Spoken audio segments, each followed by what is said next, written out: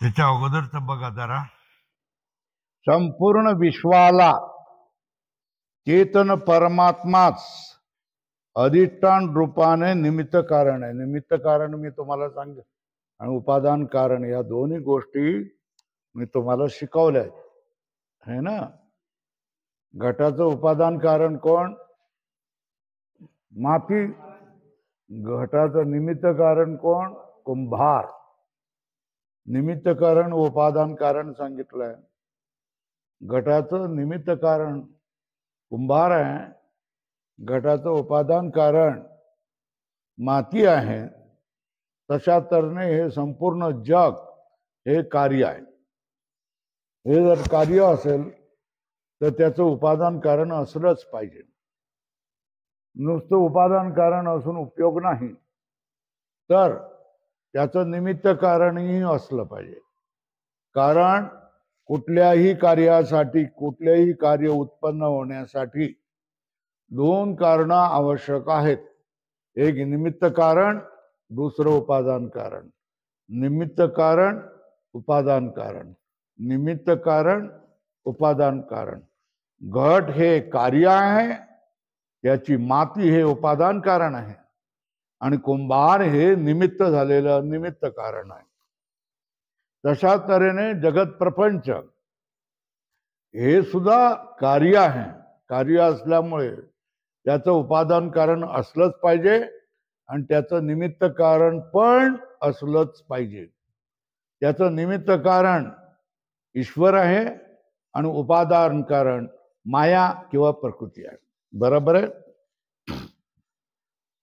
संपूर्ण विश्वाला चेतन परमात्मा अधिष्ठान रूपाने निमित्त कारण आहे ना. संपूर्ण जगत प्रपंचाचं निमित्त कारण परमेश्वर होऊन जातो, है ना. चेतन परमात्मा होऊन जातो. कुठल्या रूपाने? अधिष्ठान रूपाने. कुठल्या रूपाने?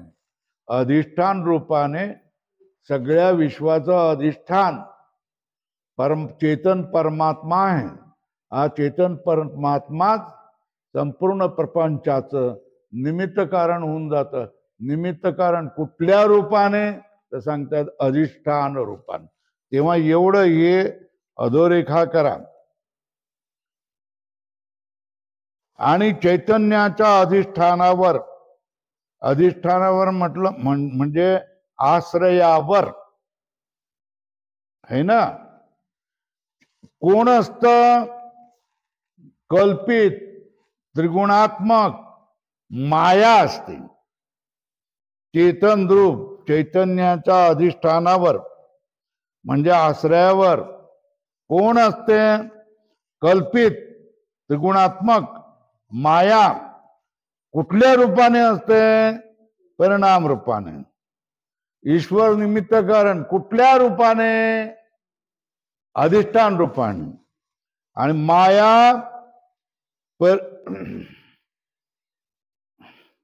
माया उपादान कारण आहे. कुठल्या रूपाने? परिणाम रूपाने, है ना. का पुन्हा एकदा लक्षात आलं का? जगाचं निमित्त कारण चेतन परमात्मा आहे. कुठल्या रूपाने? अधिष्ठान आहे. अधिष्ठान म्हणजे काय? आधार, आश्रय. या रूपाने चेतन परमात्मा काय आहे? निमित्त कारण आहे. आणि माया ही कशी आहे? कल्पित त्रिगुणात्मक. ही चेतन अधिष्ठानावर त्याला आश्रय करून जगाला उत्पादन करते. कुठल्या रूपाने? परिणाम रूपाने. तर बोला, जगाचा जग कशाचा परिणाम आहे? मायेचा परिणाम आहे. आणि जगाचं अधिष्ठान कोण आहे? तर चेतन परमात्मा. लिहून घ्याल का? चेतन परमात्मा हा जगत प्रपंचाचा अधिष्ठान आहे, म्हणजेच निमित्त कारण आहे.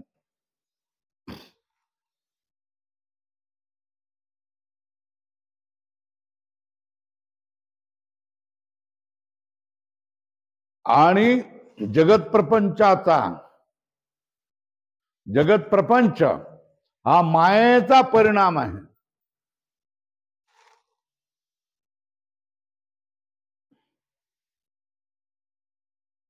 म्हणून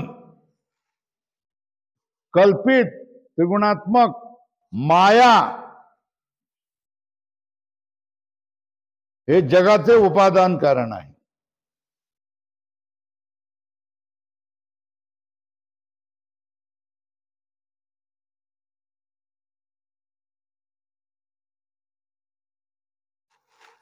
काय सांगितलंय? जगत प्रपंच लिहा. जगत प्रपंच हे कार्य वर लिहा. कार्य त्याच्या खाली लिहा जगत प्रपंच. तिकडून 2 बाण काढा. पहिले लिहा निमित्त कारण.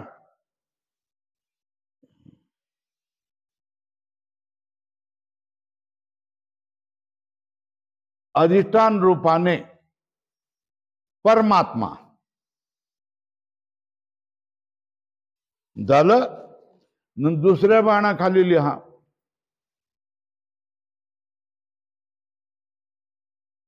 माया.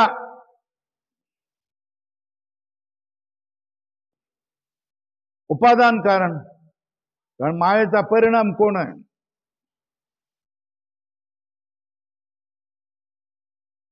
परिणाम रूपाने माया परिणाम रूपाने उपादान कारण आहे. आणि चेतन परमात्मा अधिष्ठान रूपाने निमित्त कारण आहे.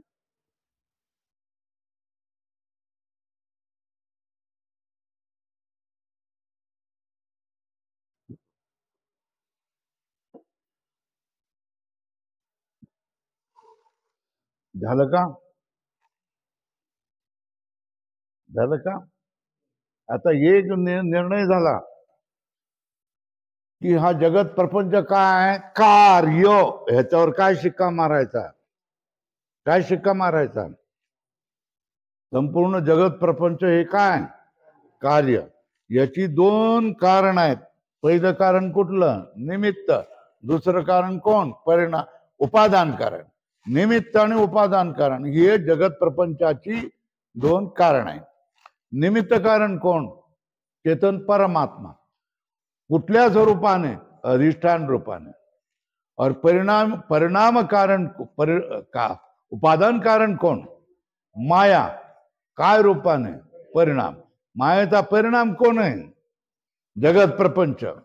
या जगत प्रपंच परिणाम मायेचा परिणाम रूपाने जो जगत प्रपंच आहे त्याचा कारण कोण आहे? निमित्त कारण कोण आहे? चेतन परमात्मा. हा जगत प्रपंच आहे. त्याची कारण किती? 2. पहिलं एकाच्या ठिकाणी काय लिहायचं? निमित्त कारण. 2च्या ठिकाणी काय लिहायचं? उपादान कारण. निमित्त कारण कोण? चेतन परमात्मा. कुठल्या रूपाने? अधिष्ठान रूपाने. उपादान कारण कोण? माया. कुठल्या रूपाने? परिणाम रूपाने. मायेचा परिणाम जगत प्रपंच आहे. आणि मायेचा परिणाम असलेल्या जगत प्रपंचाचं अधिष्ठान आधार कोण आहे? चेतन परमात्मा आहे ना.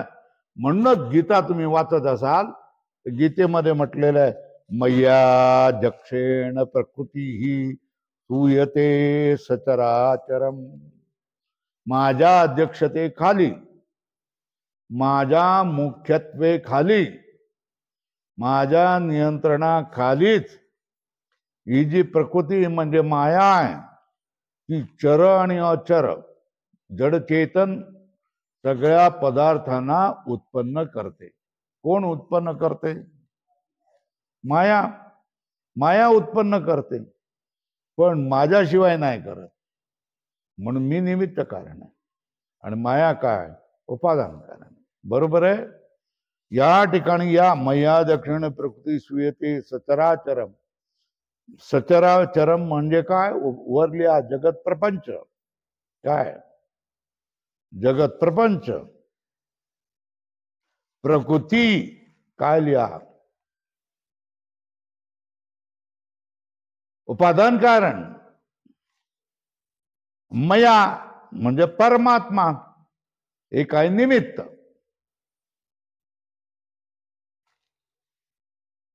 आता याच्यासाठी ओवी सांगतायत. का जे मिया अधिष्ठिलिया प्रकृती होती चराचराचिया संभूती, म्हणून मी हेतुपपत्ती गडेयया. का जे मिया अधिष्ठिलिया प्रकृती, मला अधिष्ठान करूनच प्रकृती. काय का जे मिया, मिया म्हणजे मला, अधिष्ठिलिया मला अधिष्ठान करून प्रकृती होती चराचराचिया संभूती. जडचेतन प्राणी आणि जड पदार्थ या सगळ्या जडचेतन पदार्थाची सृष्टी होते. मया अधिष्ठिलेया प्रकृती, प्रकृती काय करत असते, जडचेतन पदार्थाची सृष्टी करत असते. पण मी अध्यक्ष असावा लागतो. कुठल्याही सभेला अध्यक्ष असावा लागतो. अध्यक्षाशिवाय सभा होऊच शकत नाही, हे आपणाला माहिती आहे ना. तशा तऱ्हेने जगत प्रपंच चालवायचा असेल तर माया त्याचं उपादान कारण आहे, पण निमित्त कारण परमात्मा असलाच पाहिजे. बरोबर आहे. चराचिया संभूती म्हणजे सृष्टी. म्हणून मी हेतू उपपत्ती घडेया, म्हणून मी याच्यासाठी काय निमित्त बनत असतो. सारांश, एका चेतन अधिष्ठानाच्या सत्तेने सत्तावान होणाऱ्या आणि चेतनाधिष्ठानाच्या स्फूर्तीने प्रकाशित होणाऱ्या कल्पित अनेक जड पदार्थात परस्परामधील भासणारा असा परस्परांचा भेदही कल्पितच आहे, असे युक्तीद्वारा मनन करावे. आता तुम्हाला चिंतन करायला काय सांगतात, मनन करायला काय सांगतात? चेतन म्हटलं, चेतन म्हणजे काय? चेतन सृष्टी. जड म्हणजे काय? हे जगत प्रपंच.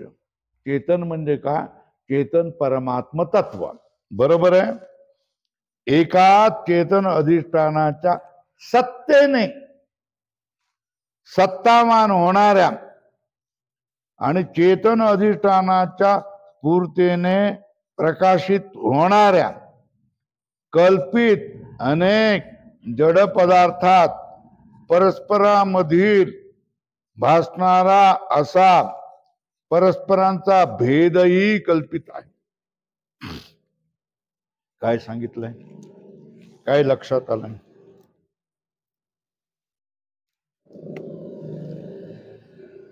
अधिष्ठान कोण आहे? चेतन अधिष्ठान है ना. ह्या चेतन अधिष्ठानावर कल्पित कोण आहे? सृष्टी. सृष्टीमध्ये अनेक कोण आहे? जड पदार्थ आहेत आणि चेतन पदार्थ आहे. तो सृष्टीमधले अधिष्ठानावर कल्पित कोण? सृष्टी है ना. तर ती अधिष्ठानापेक्षा वेगळी भासते ना. कोण? सृष्टी. कोणाची सृष्टी? जडचेतन ही चेतन प्रपंचाची. प्रपंचामध्ये कोण कोण आहेत? जड आहेत आणि चेतन आहेत. तर सृष्टीत जर कल्पित आहे कोणावर? चेतन अधिष्ठानावर. तर चेतन अधिष्ठानावर जर सृष्टी कल्पित असेल तर चेतन आणि सृष्टी याच्यामधला भेद पण कल्पित. त्याच्यानंतर याच्यामध्ये सृष्टीमध्ये उत्पन्न झालेले जड आणि चेतन हे भेद ते पण कल्पित. त्याच्यानंतर चेतन म्हणजे जीव प्राणी, जीवाजीवामधले भेद ते पण कल्पित आणि जडाजडामधले भेद ते पण कल्पित. हे लक्षात येत आहे की नाही? परत एकदा लक्षात घ्यावा. हा जो चेतन परमात्मा आहे, ह्या चेतन परमात्मावर अधिष्ठानावर कल्पित कोण आहे? ही सगळी सृष्टी. या सगळ्या सृष्टीमध्ये ही सगळी सृष्टी चेतन परमात्मापेक्षा वेगळी झाली ना. पण ही चेतन परमात्म्यापेक्षा वेगळी झाली, ही वेगळी झाली, त्याच्यामध्ये भेद झाला. हा भेद कल्पित आहे, कारण माया कल्पित आहे, सृष्टी कल्पित आहे, प्रकृती कल्पित आहे. चेतन अधिष्ठानावर राहते. कशी राहते? जशा तऱ्हेने तुम्ही तुमच्या घरामध्ये माठ ठेवला, 8 दिवस 10 दिवस ठेवला आणि त्याच्यावर सूर्यकिरण येत राहिले तर आतमध्ये शेवाळ होऊन राहतं. शेवाळ कसं का आलं? त्याचं उभं राहिलं. कशावर उभारलं? त्या पाण्यावरच उभारलं ना, बरोबर आहे ना.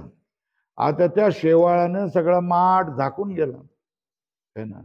मग तुम्ही पाणी पाहण्यासाठी काय करणार? शेवाळ बाजूला करणार की पाणी मिळणार ना. तर शेवाळावर शेवाळ जे पाण्यावर आलं त्याचं अधिष्ठान कोण? पाणी. ते पाण्याशिवाय वेगळं नाही, पण वेगळं भासतं. पण उभारलं कोणावर आहे? पाण्यावर उभारलेलं आहे. तर या शेवयाचं अधिष्ठान कोण? पाणी. बरोबर आहे. तशाच तऱ्हेने मनुष्याची छाया, पाण्यावर उभारलेलं शेवाळ किंवा सूर्याच्या उष्णतेने पाण्याची वाफ होऊन त्याचे झालेले ढग शेवटी सूर्याला जागतात की नाही? आता बघा, सूर्याला ढाकलाय की नाही? एवढं ऊन आहे, एवढं उन्हाळा आहे, पण आता काय उष्णता लागते का सांगा? नाही लागत. का? सूर्याच्या उष्णतेने निर्माण झालेले ढगच सूर्याला ढाकून टाकलेलं आहे. असं होतंय की नाही? ज्याच्यापासून जो पदार्थ निर्माण झालेला आहे तोच काय करायला लागतो? त्याला ढाकायला लागतो की नाही? बापापासून मुलगा झाला, उत्पन्न झाला, होय ना. तो शिकला, शिवरला शिकला, MA PhD झाला. त्याच्यानंतर काय झालं? PhD झाला. नंतर काय झालं? त्याला नोबेल प्राइज पण मिळालं. आता तो बापाला काय सांगणार? मला तुम्ही शिकवू नका, मला नोबेल प्राइज मिळालेलं, तुम्ही मला काय शिकवणार? हीच भाषा बोलणार की नाही? अरे तो बापापासून उत्पन्न झालेला आहे, त्याला शिकवू नको असं का? तुम्ही काय मला शिकवणार असं काय विचारतोस तू त्याला? तुझा जन्मच त्याच्यामुळे झालेला आहे. हे तुम्हाला समज आहे का? तीच गोष्ट तसं ढगाचा जन्म कोणामुळे झालेला आहे? सूर्याला झालाय. पण तोच ढग सूर्याला झाकून राहिलाय की नाही? झाकतोय ना. हीच गोष्ट मायेची आहे ना. माया कोणावर उभारली? परमात्म्यावर, चेतन परमात्म्यावर उभारलं. मायाचा आश्रय कोण? चेतन परमात्मा आहे ना. ती कशी उभारली? जशी मनुष्याची छाया, पाण्यावरचं शेवाळ, पाण्यापासून निर्माण झालेले, सूर्यापासून निर्माण झालेले ढग, हे जसे त्याच्यावर विनाकारण उत्पन्न होतात आणि त्याला झाकून टाकतात, तशा तऱ्हेने माया देखील चेतन परमात्म्याला झाकून टाकत असत. पण जाणणारे मात्र जाणतात. काय जाणतात? ही दिसते, हिच्यापासून एवढा सगळा प्रपंच उत्पन्न झालेला आहे, पण ही चेतन परमात्म्यावरच उभी आहे. आणि चेतन परमात्म्याशिवाय हिला सत्ता नाही आणि याच्यामध्ये ज्ञानही नाही.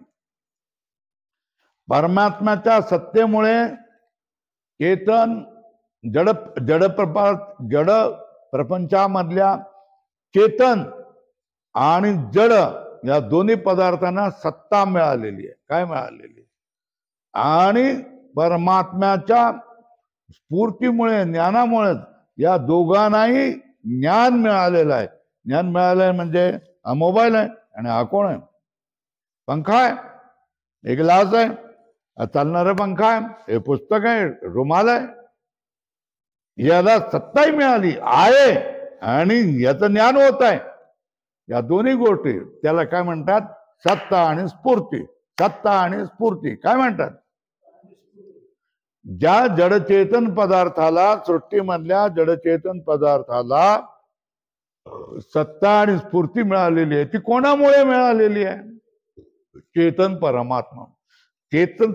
चेतन परमात्म्याच्या सत्तेमुळे जगातल्या यचयावत पदार्थाला सत्ता मिळालेली आहे. यचयावत पदार्थाला स्फूर्ती मिळालेली आहे, म्हणजे त्याच्यापासून त्याचं ज्ञान उत्पन्न होतं. तेव्हा जो जडचेतन पदार्थाची जी सत्ता आणि स्फूर्ती आहे, त्याचं कारण जो अधिष्ठान, जो चेतन परमात्मा आहे, तोच आहे. हे आपण सगळ्या जणांनी लक्षात ठेवलं पाहिजे. या चेतन परमात्म्यावर कोण उभं राहिलं? सृष्टी, जडचेतन पदार्थ उभे राहिले आहे ना. मग हे चेतन परमात्म्यापासून हे वेगळं, सृष्टी वेगळी आहे असं आपणाला जाणवतं की नाही? जाणवतं. मग त्याच्यामधला भेद आलाय ना. कोणाचा? जडचेतन हा भेद आला आहे ना. तो भेद देखील कल्पित आहे, कारण माया कल्पित आहे. तर त्याच्यामधला भेदही काय झाला? कल्पित आहे. या सृष्टीमध्ये पुन्हा प्राणी आणि जड हे पदार्थ निर्माण झाले की नाही? त्यांच्यामधला चेतन, मनुष्यादी प्राणी आणि जड पदार्थ याच्यामधला भेद तो देखील कल्पित.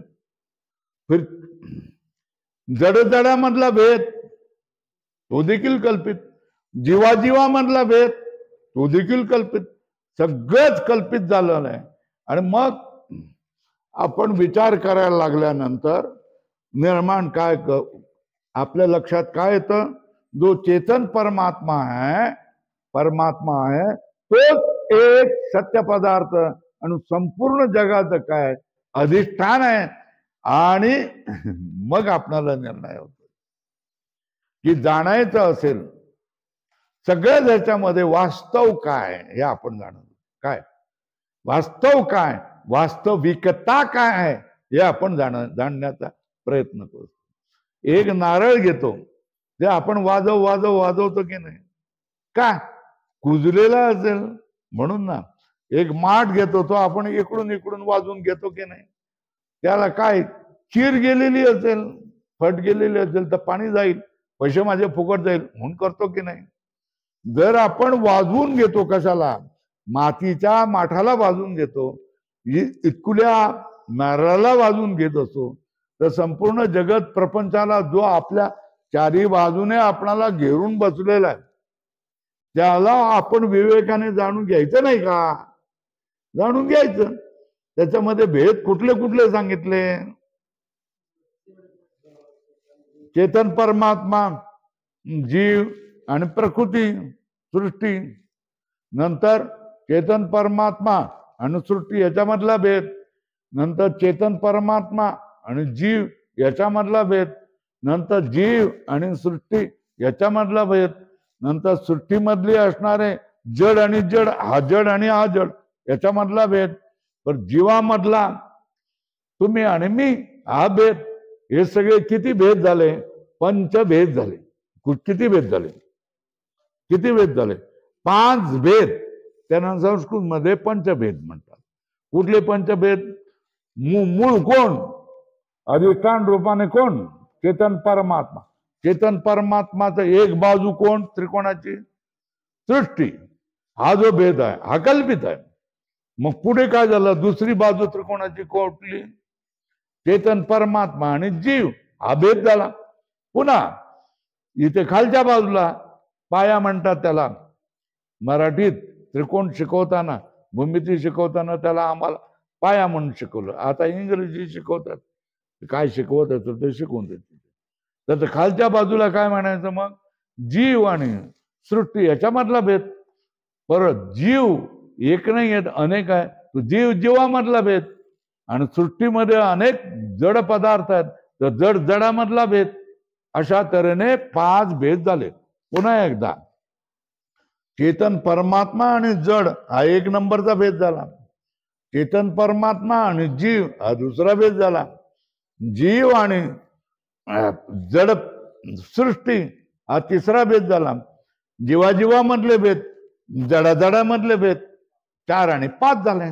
तर हे 5 भेद झाले. हे सगळे मायेमुळे कल्पित आहेत.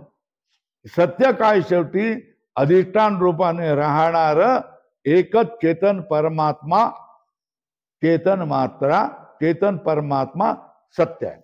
या जगाचं आपणाला सत्य जर कळायचं असेल तर ते सत्य मला कळलंच पाहिजे. हा जो मला घेरून राहिलेला विश्व प्रपंच आहे त्याला मला आकळून घ्यायचं असेल, समजून घ्यायचं असेल आणि या चेतन प्रपंचाच्या पाठीमागे असणारं जे कारण आहे ते पण मला समजून घ्यायचं असेल तर साधू संतांच्या सहवासात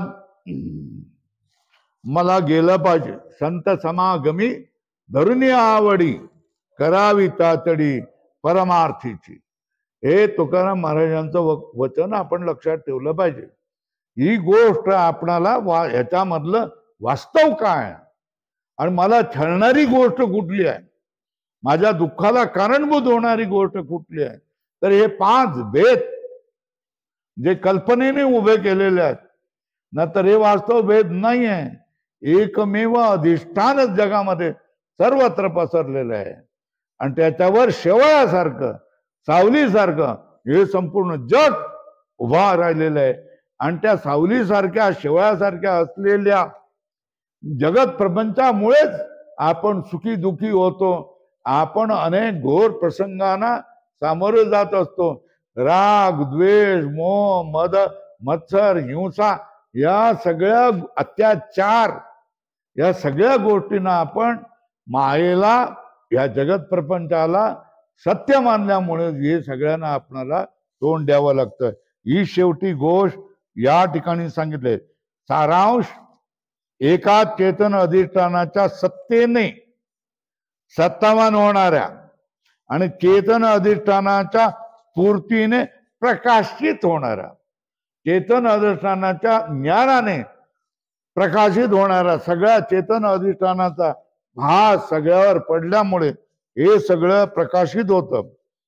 प्रकाशित होणाऱ्या कल्पित अनेक जड पदार्थात परस्परामधील भासणारा असा परस्परांचा भेदही कल्पितच आहे असे युक्तीद्वारा मनन करावे, अधोरेखा करा.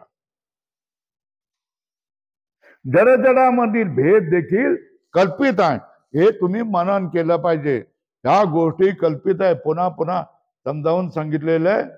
एक संपूर्ण जड प्रपंच ही सृष्टी आहे, कार्य आहे. याचं अधिष्ठान रूपाने कोण? चेतन परमात्मा आहे. तो चेतन परमात्मा कारण आणि कार्य हा भेद कल्पित झालेला आहे. याच्यावर सृष्टी ही जलावरल्या शेवळासारखी, माणसाच्या छायेसारखी, सूर्याच्या उष्णतेने पाण्याची वाफ होऊन झालेला ढगाप्रमाणे ही सृष्टी आहे. या सृष्टी आणि चेतन परमात्मा याच्यामधला भेद कल्पित आहे. त्याच्यानंतर या सृष्टीमधले झालेले जीव आणि जड पदार्थ, तो जे चेतन परमात्मा आणि जीव याच्यामधला भेद कल्पित आहे. चेतन परमात्मा आणि जड याच्यामधला भेद कल्पित आहे. त्याच्यावर कल्पित असलेला जीव आणि कल्पित असलेला जड याच्यामधला भेद कल्पित आहे. त्याच्यानंतर जीव घेतल्यानंतर जीव एक नाही अनेक आहे. जीवाजीवामधला भेद कल्पित आहे. जड घेतल्यानंतर जड एक नाही अनेक आहे. जडामधला भेद कल्पित आहे. असा आपला काय झाला पाहिजे? ठाम निश्चय झाला पाहिजे. काय झाला पाहिजे? ठाम निश्चय झाला पाहिजे. आणि हे निश्चय झाला पाहिजे तर ते पुन्हा पुन्हा आठवलं पाहिजे ना, मनाने आठवलं पाहिजे. मनाने पुन्हा पुन्हा आठवणं यालाच काय म्हणतात? मनन. काय म्हणतात? मनन म्हणतात. म्हणजे आता आपण जे बसतो, विचार करतो, त्यावेळेला आपल्याला बरोबर आहे, बरोबर आहे, बरोबर आहे, बरोबर आहे, बरोबर आहे असं वाटून जात. पण ही पायरी उतरून तिकडे गेलो की आपले सरळ राग द्वेष आरडा ओरडा सगळं सुरू होतं का नाही होत, होतं की नाही. माझ्यासारखं काही लोक आरडा ओरडा करणार नसतील, पण आतमध्ये कुजबुज असतच की नाही. आतमध्ये थोडासा राग लोभ असतो की नाही. प्रत्येकाचा पत्नीविषयी असतो, नवऱ्याविषयी असतो, मुलाविषयी असतो, सुनेविषयी असतो, सगळ्याविषयी असतो आहे ना. या सगळ्या गोष्टी प्रत्येकामध्ये असतात.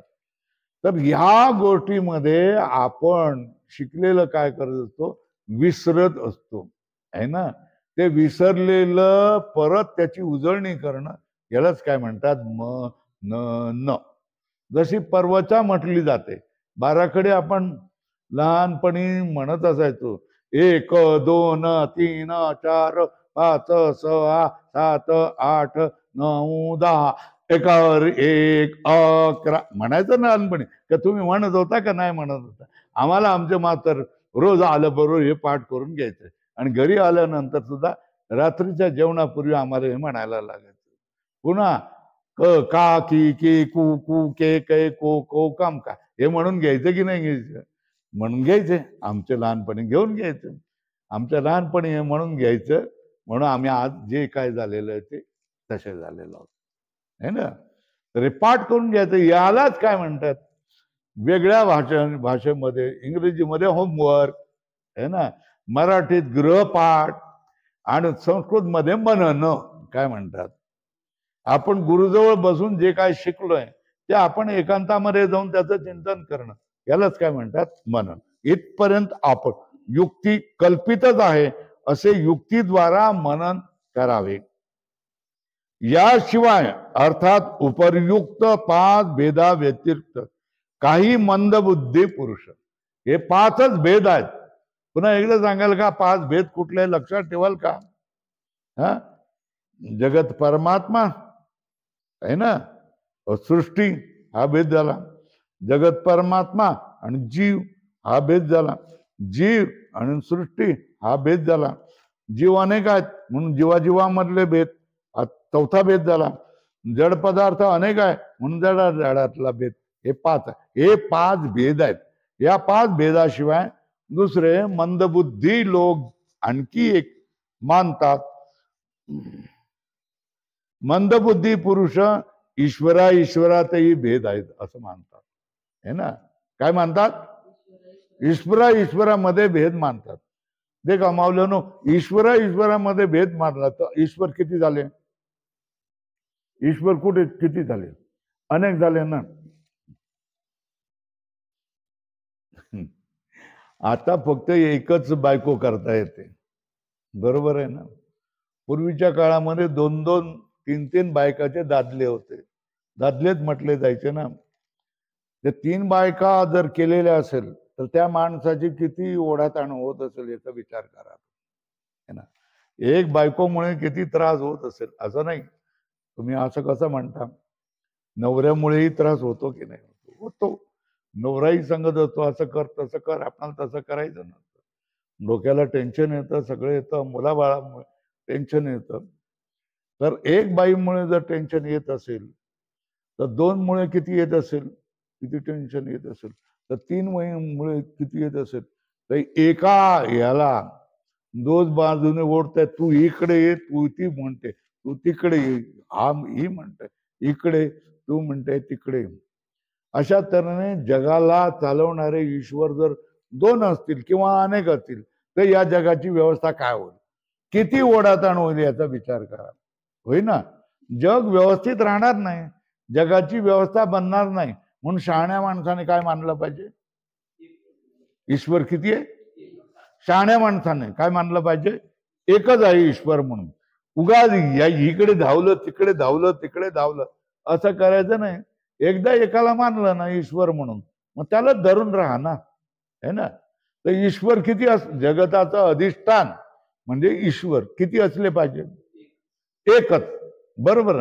हे कोण मानेल, हे असं कोण मानेल, शहाणा माणूस मानेल. कोण मानेल का, तो अनुमान करेल की एक बायकोने टेन्शन होतं तर 2 बायका झाल्यानंतर किती ओढाताण होईल ना.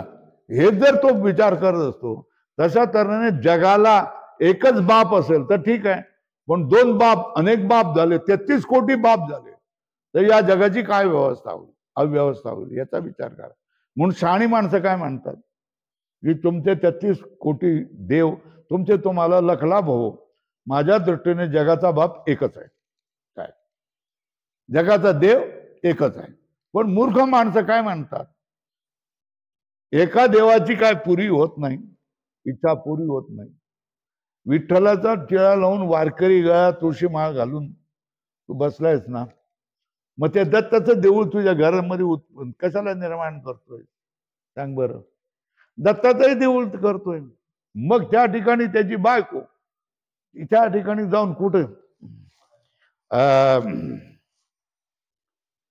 जोगेश्वरीच्या देवळामध्ये जाऊन हांडे फुकत कशाला बसते, फुकतात ना हांडे का नाही, फू फू फू फू फू फुकत बसत कशाला, फुकत बसते, जीव तिथे काय घालवते एकट्या त्या ह्याच्यावर विठ्ठलावर तुझी काय श्रद्धा नाही का, नाही तेही बरं आहे, तेही बरं आहे, तेही बरं आहे. हे असले मूर्ख लोक असतात, काय असतात. आणि जो काही ज्याला शहाणा असता तो म्हणतो की माझा बाप एकच आहे. मग अरे तुम्ही याचा तरी विचार करा ना, की तुम्हाला जर कोणी विचारलं वाईटातली वाईट गोष्ट करूया, श्री हरी महाराज काय हरी न हरिभाऊ, नाही मीच म्हणतोय, माझ्यावरच घेतोय, मला मी एक बापाचा की 4 बापाचा, याच्यापैकी काय आवडेल मला, एक बापाचा हेच आवडेल ना. आणि मी 4 बापाचा म्हटल्यानंतर मी डोकं फोडून ना दुसऱ्याचं, समोरच्याचं होईन ना, है ना. मग हे ईश्वराच्या बाबतीत लागू होत नाही का, तुला तू एक बापाचा आहेस का 4 बापाचा आहेस असं विचारलं तर तुम्हाला राग येईल ना, राग येईल ना. मग तशा तऱ्हेने माझा बाप एक आहे का 4, 33 कोटी आहेत, कुठली गोष्ट आवडेल तुम्हाला.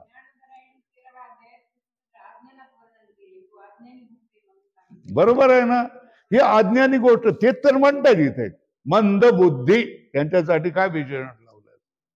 तर शहाणी माणसं काय म्हणतील, माझा एकच बाप आहे, मग बाप जर एकच असेल तर जगाचा बाप किती असेल, एकच असेल, अनेक बाप असू शकत नाही. तर ईश्वर किती असेल, एकच. परमात्म तत्व किती असेल, एकच आहे ना. तरी पण काय होत आहे, याशिवाय अर्थात उपयुक्त 5 भेद झाले ना, या 5 भेदाने माणसाची संतुष्टी होत नाही, आणखी एक भेद करतात, या भेदाव्यतिरिक्त काही मंदबुद्धी वर्तुळ करा त्याला, आपण त्या मंदबुद्धीमध्ये नाही आहोत असं म्हणायचं. पुरुष ईश्वरातही भेद मानतात, पण तोही उपासना विघातक असल्यामुळे दुःख हेतू असून कल्पितच आहे, त्याविषयी काहीसा विचार करू. आता कशामध्ये, देवादेवामध्ये भेद आहे ना. हे बघा अग्निहोत्रामध्ये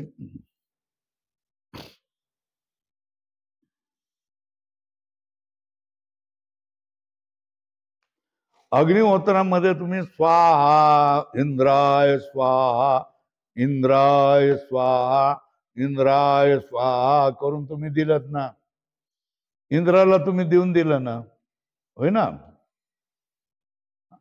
आता गणेश चतुर्थी आल्यानंतर तुम्ही काय करणार, गणपती चतुर्थी आली का तुम्ही काय करणार, एवढं करून गणपती बाप्पा आणणार, गणपती बाप्पा मोरया करणार ना तुम्ही, है ना. नवरात्र आलं का तुम्ही काय करणार, पळापळ झाली ना तुमची, आईकडे पळापळ झाली की नाही, है ना. ही आपली अज्ञानी माणसाची काय अवस्था आहे ना.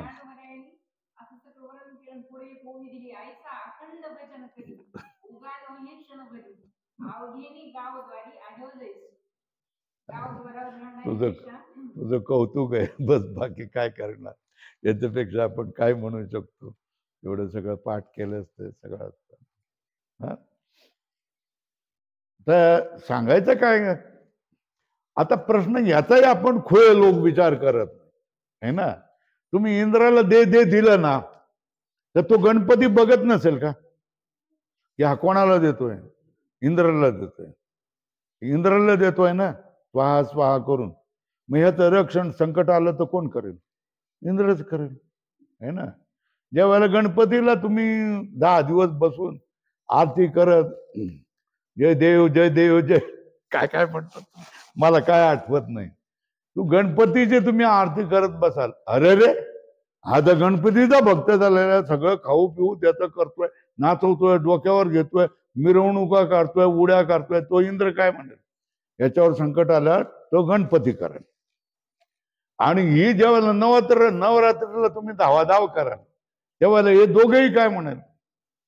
ती बया करेल. काय करेल? करेल बया ती त्याचं रक्षण. मी कशाला करू असंच म्हणेल ना. तर ज्या वेळेला मालक देखील कोण पाहिजे? एकच पाहिजे. गुरु देखील कोण पाहिजे? एकच पाहिजे. बैलाचे जर 2 मालक असतील तर काय होईल? त्या बैलाच्या हालत काय होईल याचा विचार करा ना, है ना. तशा तऱ्हेने जगाचा मालक देखील कोण असला पाहिजे? एकच असला पाहिजे. हे तुम्ही ठाम मनामध्ये धरून घ्या, नाही तर जगाची व्यवस्था होऊ शकणार नाही. बरोबर आहे. आणि ह्याच्यासाठी तर्क आपण लढवला की 2 मानले तर दोघांपैकी एक मानणार, त्याची सेवा करतोय ना, मग ते करेन.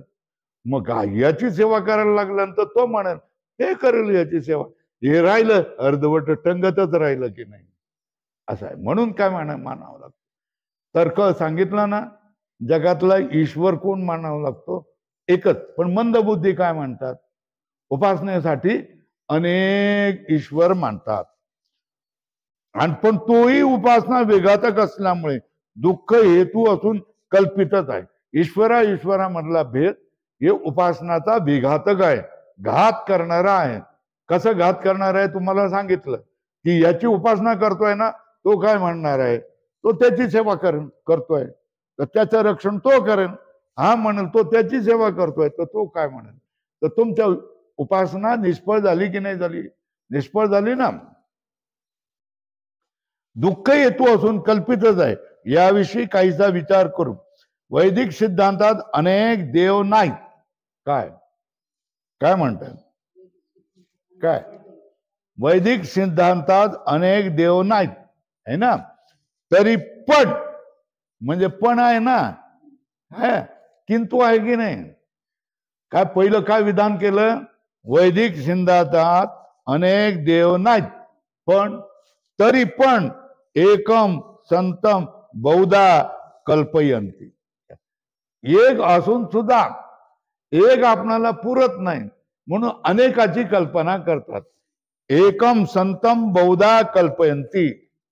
अशा उदार दृष्टीने ज्ञान पर्यावसायी ब्रह्मा आत्मैक्य अपरोक्ष पर्यवसायी हरिहर यांची सगुण उपासनाही मान्य आहे. काय सांगितलं? वैदिक सिद्धांत अनेक देव मानत नाही, तरी पण एकम संतम बहुधा कल्पयंती. अशा उदार दृष्टीने परमात्मा एकच आहे, देव एकच आहे, पण उपासनेसाठी त्यांना आम्ही आमच्या रुचीप्रमाणे अनेक रूप देऊ. काय रूप देऊ, है ना. आता तुम्ही मला सांगा, त्या हनुमंताला किती तोंड आहेत?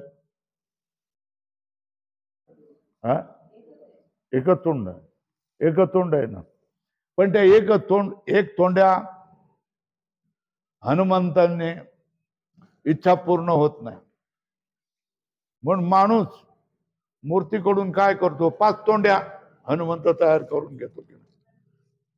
पण त्याला नाव काय देणार? पंचमुखी हनुमान. काय देणार, है ना. तर एकमुखी हनुमंतापेक्षा पंचमुखी हनुमान याच्यामध्ये काय फरक आहे? और तो पण हनुमान आहे, पण हा पण हनुमान आहे ना. पण माणसाची काय करत आहे? अतृप्त इच्छा ना. एक तोंड्यापेक्षा 5 तोंड्या बरं आहे, है ना. माणसाचीच इच्छा ना, है ना. मी एक तोंड आहे आणखी मला 5 तोंड असतात, 5 तोंडाने बका बका खाल्लं होतं, नाही तर 5 तोंडाने काय करतं, शिव्या घातलं होतं. असंच ना, एक तोंडाने समाधान नाही. कल्पना कोणी केली? 5 तोंड्या हनुमंत. तर ही माणसाची कल्पना आहे ना, कल्पितच आहे ना हे सगळं. युरोप पंचमुखी हनुमान काय. आता बघा, परळला लालबागचा गणपती आहे ना, परळचा लालबागचा गणपती आहे, तो नवसाला पावतो है ना, आणि तो जागृत आहे असं म्हटलं जातं है ना. तर प्रश्न माझ्यासारखा वाकडतोंड्या माणूस काय म्हणेल, तर मग बाकीचे गणपती काय देवाला पावत नाही का, मनोकामना पूर्ण करत नाही का? असं नाही, हाच एक जागृत देवस्थान आहे आणि मग बाकीची काय झोपलेली देवस्थान आहे का? तर ह्या सगळ्या गोष्टी कशा असतात, कल्पित असतात. याला आपण वेदांती माणसाने फार महत्व देऊ नये असं माझं म्हणणं आहे ना. मंदबुद्धी लोकांना असंच वाटतंय, तृप्ती होत नाही, पूर्णता होत नाही. हरिहर यांची सगुणापासनाही मान्य आहे. म्हणूनच आपल्या साधू संतांना प्रतिमा पूजन व उपासना मान्य होता. पण हरिहरा व्यतिरिक्त तुकाराम महाराज म्हणतात, हेंदरी शेंदरी दैविते की जी क्षुल्लक जीवदशेतील असून त्यांची स्वरूपे उपासना पद्धती आणि उपासकही राजस तामस असल्याचे दिसून येते. हे तुकाराम महाराज म्हणतात. काय काय निर्गुण उपासना लोकांना समजत नाही, कळत नाही. कारण भगवद्गीता सांगते, मनुष्याणाम सहस्रेषु कश्चित यतती सिद्धय सिद्धानामपि कश्चित माम वेत्ति तत्वता. लाखो लोकांमध्ये कोणी एक माणूस काय करतोय, परमेश्वर प्राप्तीसाठी प्रयत्न करायला लागतो. सगळे लोक कोणाला परमात्मा नको आहे. डोक्यामध्ये देव घेऊन तुम्ही जावा आणि सांगा देव घ्या देव घ्या देव घ्या, लय सस्ता आहे देव घ्या देव घ्या. लोक काय म्हणते, अरे ककडी तरी आणायची, काहीतरी दुसरं आणायचं, काहीतरी आणायचं, टरबूज आणायचं, खरबूज. हे काय तू देव विकत बसलाय? देव काय विकतोय तू? आम्हाला देव नको आहे. खरबूज टरबूज असलं काय असेल, दूध दही काय असेल तर आण, ते मला पाहिजे, पण देव मला नको आहे. देव कोणाला हवा आहे सांगा बरं? देव कोणालाच नको आहे. हे बाकीचे देवाच्या नावावर चालतं ना, ते खुळे चाळे आहेत हो, बाकी काही नाही. खुळे चाळे आहेत. समजणारा देवाला समजणारा हा किती करोडो मध्ये 99,99,999 हे सगळे अजेत.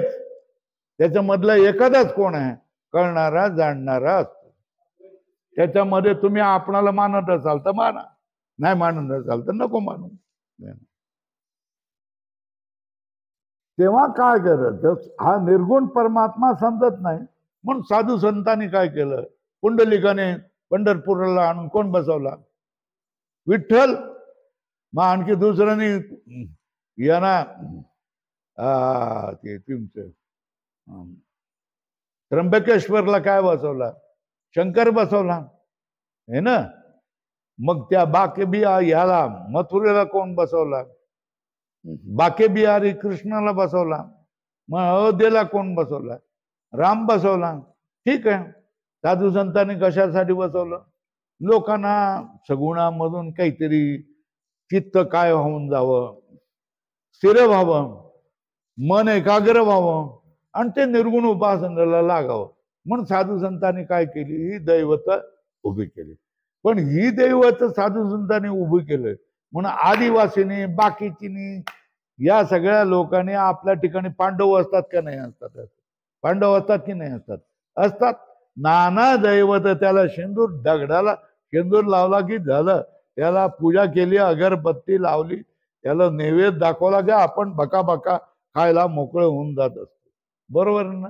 ही सगळी दैवत, नागोबा, आणखी कोण कोण, खंडोबा, विठोबा, सगळे सगळे सगळे एकापेक्षा एक. कितीतरी दैवत तुम्हाला दिसेल आणि त्याच्या पाठीमागे वेगवेगळ्या प्रकारची उपासना मंत्र, वेगवेगळे प्रकार. तुळजा भवानीला बकरे कापतात का नाही कापतात सांगा बरं? हा, बकऱ्याची काय जरुरी आहे त्या तुळजा भवानीला? संपूर्ण विश्व तिचं आहे, पण हे बकरे आपणाला खायची असतात प्रसाद म्हणून. म्हणून तुळजा भवानीला आपण वाहत असतो. आणि हे एक जागा नव्हे, अनेक जागी अशा तऱ्हेचा काही गोष्टी होत असतात. ते सावध चित्त असणारा, शहाणं चित्त असलेल्या माणसाला हे खेळ कल्पित वाटतात आणि या गोष्टी खऱ्या वाटत नाहीत. आणि याच्याविषयी त्याला घृणा उत्पन्न होते. काय होते म्हणून त्यांची नावं काय दिलंय? हेंदरी, शेंदरी, दैवतेकी, क्षुल्लक जीवदेशातील असून त्यांची स्वरूपे, उपासना पद्धती आणि उपासकही राजस तामस असल्याचे दिसून येते. त्या शुद्ध थोर भक्ती म्हणून मान्य नाहीत. काय सांगितलं? या उपासना पद्धती शुद्ध आणि थोर अशा तऱ्हेची भक्ती अशा तऱ्हेने मान्य नाहीत. साधू संतांनी या भक्ती मान्य केलेल्या नाहीत. शुद्ध आणि थोर भक्ती हे मान्य. विठोबाचं तुम्हाला करायचं ना, ठीक आहे, विठोबाचं करा. रामाचं करायचं आहे ना, अयोध्येच्या परिसरात रामाचं करा. मथुरेच्या परिसरात कृष्णाचं करायचं आहे ना, कृष्णाचं करा. काशीच्या परिसरात भोलेबाबाचं करायचं आहे, शंकराचं करायचं आहे, करा. त्याला काय केलेली आहे? शुद्ध भक्ती असं नाव दिलेलं. काय नाव दिलेलं आहे? पण त्याच्याशिवाय एक दोन नाही ना, एक दोन नाही, 33 कोटी देवता निर्माण केले गेले आणि त्यांच्या उपासना पद्धतीही वेगवेगळ्या आहेत. मंत्रही वेगवेगळ्या, साधनाही वेगवेगळ्या, उपचारही वेगवेगळे आहेत.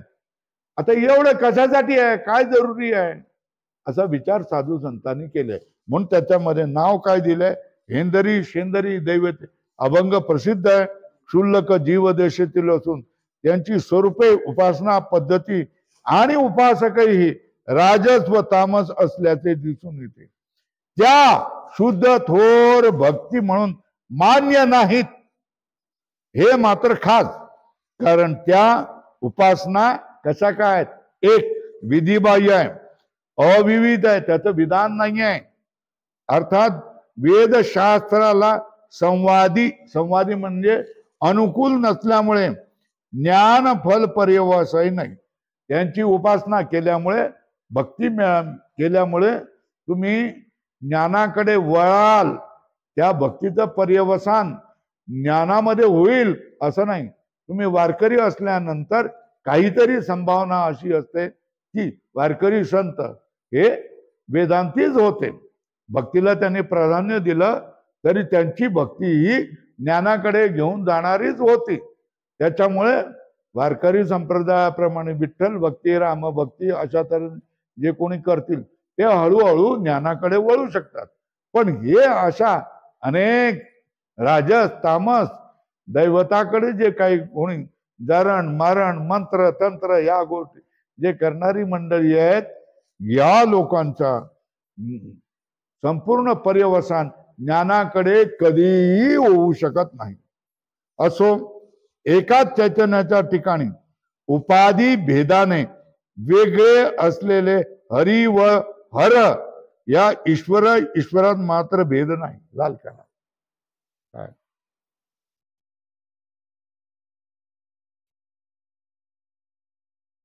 कोणाचा जनाबाईचा अभंग असेल, रामाशिवाय भेद नाही, कोणाला म्हणता येत असेल तर बघा. हा, हरिरामा भेद नाही का?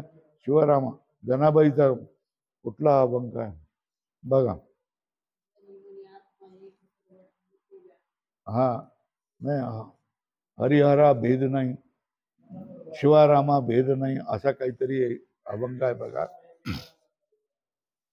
एकाच चैतन्याच्या ठिकाणी उपाधी भेदाने वेगळे असलेले हरी व हर या ईश्वरात मात्र भेद नाही.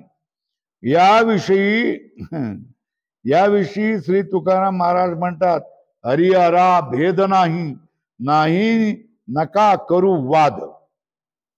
काय म्हटलेलं आहे? हरिहरा भेद नाही, नका करू वाद. याविषयी तुम्ही वाद करण्याचं काय कारण नाही आहे.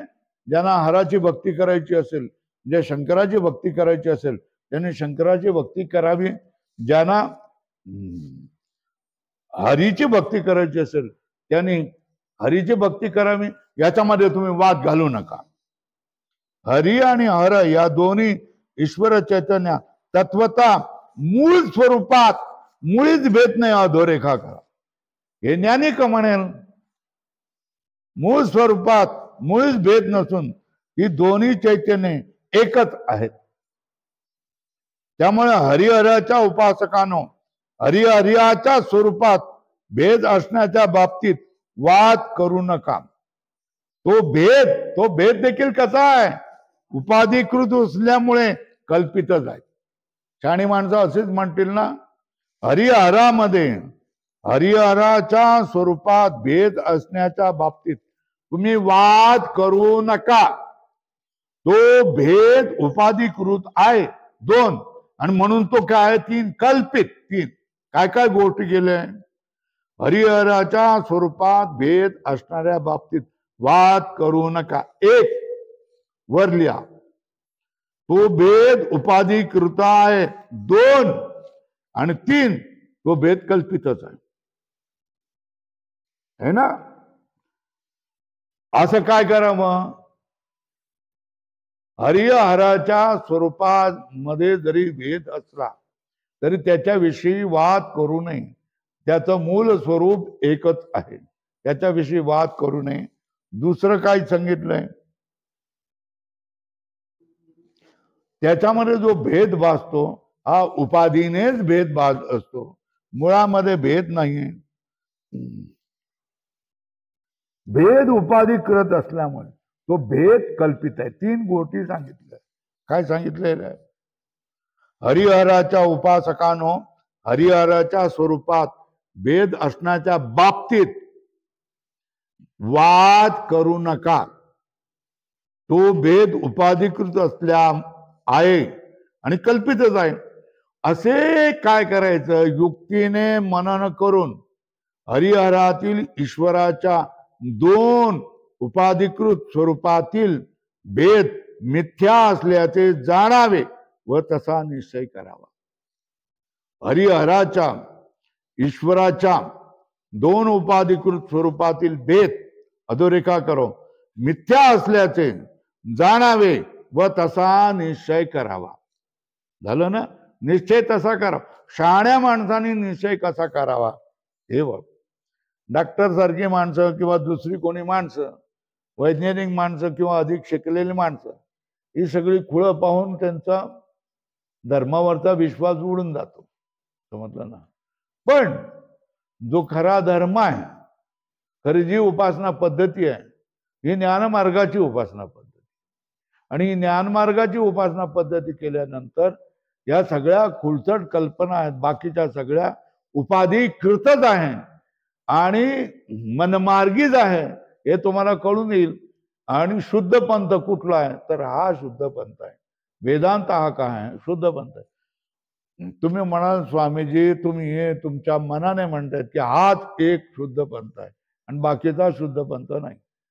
तर मी जे समजावतोय हे जर कोणीही वैज्ञानिक आला, कोणीही MSc PhD वाला बसला माझ्या समोर, कोणीही व्यापारी कोणीही बसला तरी त्याला समजू शकेल आणि हे अगदी बरोबर सांगतात, अगदी बरोबर सांगतात असं कळेल. अगदी हा जर अंधश्रद्धा निर्मूलन समितीवाला कोणी पुरुष बसला तरी सांगेल तू काय या मूर्ती संत यांना सगळं काय हे काय हे सगळं काय अंधश्रद्धा आहे म्हणतो. मी त्याला सांगतो हे श्रद्धा, हे संपूर्ण जग हे अंधश्रद्धा आहे. काय संपूर्ण जगच अंधश्रद्धा आहे. हा काय भवसागर हा आमच्यासाठी काय अंधश्रद्धा आहे. जन्म मृत्यू हा आमच्यासाठी काय अंधश्रद्धा आहे. हे सगळ्या गोष्टी काय ज्या मानल्या या जगतामध्ये उपाधीने मानल्या गेलेल्या सगळ्या गोष्टी वेदांतासाठी काय अंधश्रद्धा आहेत, खोट्या गोष्टी आहेत. आणि याच्यावर तो विश्वास ठेवत नाही.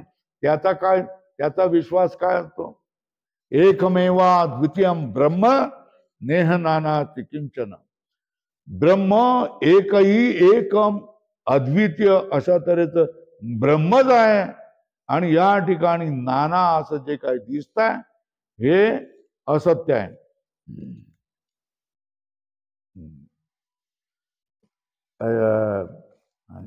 शंकराचार्य महाराज म्हणतात का श्लोकार्धेन प्रवक्ष्यामि यद ग्रंथ कोटिभिः.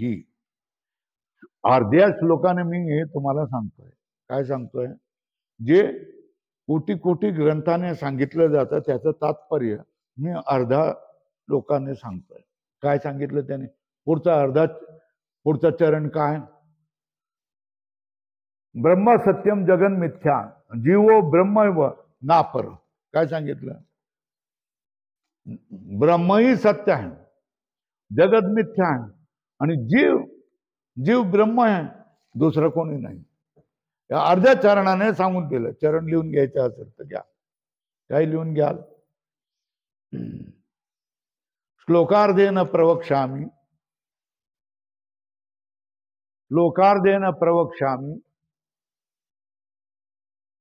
यद ग्रंथ कोटिभिः. श्लोकार्धेन प्रवक्ष्यामि यद ग्रंथ कोटिभिः. हा पहिला चरण. शेवटी पूर्णविराम लिहा. पूर्णविराम म्हणजे उभा दंड है ना. ब्रह्म सत्यम जगन मिथ्या जीवो ब्रह्मैव ना पर न अपर ना पर. खाली लिहून घ्या. शंकराचार्य है ना. हे सर्वात महत्वाचं वचन आहे. लोक कोटी कोटी ग्रंथाने सांगतील ते सत्य मी अर्ध्या श्लोकाने सांगतोय की एकमेव अद्वितीयम ब्रह्म एकमेव अद्वितीय आहे आणि जगत मिथ्याही आहे. मी दिसताय, समजताय, कळताय, मनाने जाणता येत आहे, त्या सगळ्यावर मी ठप्पा मारतोय, शिक्का मारतोय की हे असत आहे, मिथ्या आहे. आणि मी जीवाला परमेश्वरापेक्षा वेगळा मानायला तयार नाही. जीवो ब्रह्मैव न अपर, त्याच्यापेक्षा दुसरा मी मानायला तयार नाही. बरं, याच्यापेक्षा काय वचन असणार सांगा? सगळ्या जगाला त्यांनी खलास करून टाकले, जीवाला खलास करून टाकलेलं, मारून टाकलेलं आहे सगळं. एकमेव सत्य काय? अएकमेव आणि अद्वितीय सत्य काय? ब्रह्म हे एकमेव अद्वितीयम ब्रह्म न इह नाना असती. या लोकांमध्ये अनेक वस्तू काहीही नाही. एकमेव श्रेष्ठ कोण? हे लोक मुसलमान काय सांगतात? अल्लाहु अकबर है ना. तर अल्लाह जगत श्रेष्ठ आहे असं म्हणतात. हे आम्ही अगोदरच 5000 वर्षापूर्वी लिहून ठेवलेलं आहे. तू आम्हाला काय शिकवणार आहे? शिकायचं असेल आमच्याकडून शिक. ते मूर्तीपूजकाकडे कशाला बघतो? वेदांताकडे बघ आहे ना. तर सांगण्याचं काय? सिद्धांत जे आहे हे वेदांतामध्येच सिद्धांत आहे. तत्वज्ञान जे आहे हे वेदांतामध्ये तत्वान आहे. बाकीच्या सगळ्या उपासना आहेत. कशासाठी उपासना आहेत? नोकऱ्या लागाव्यात, धंद्यात बरकती यावी, लग्न व्हावं असल्यासाठीच उपासना आहेत. बाकीच्या कशासाठी? शुद्ध सात्विक उपासना जर करायचे तर सगुण विठ्ठलाची भक्ती करा.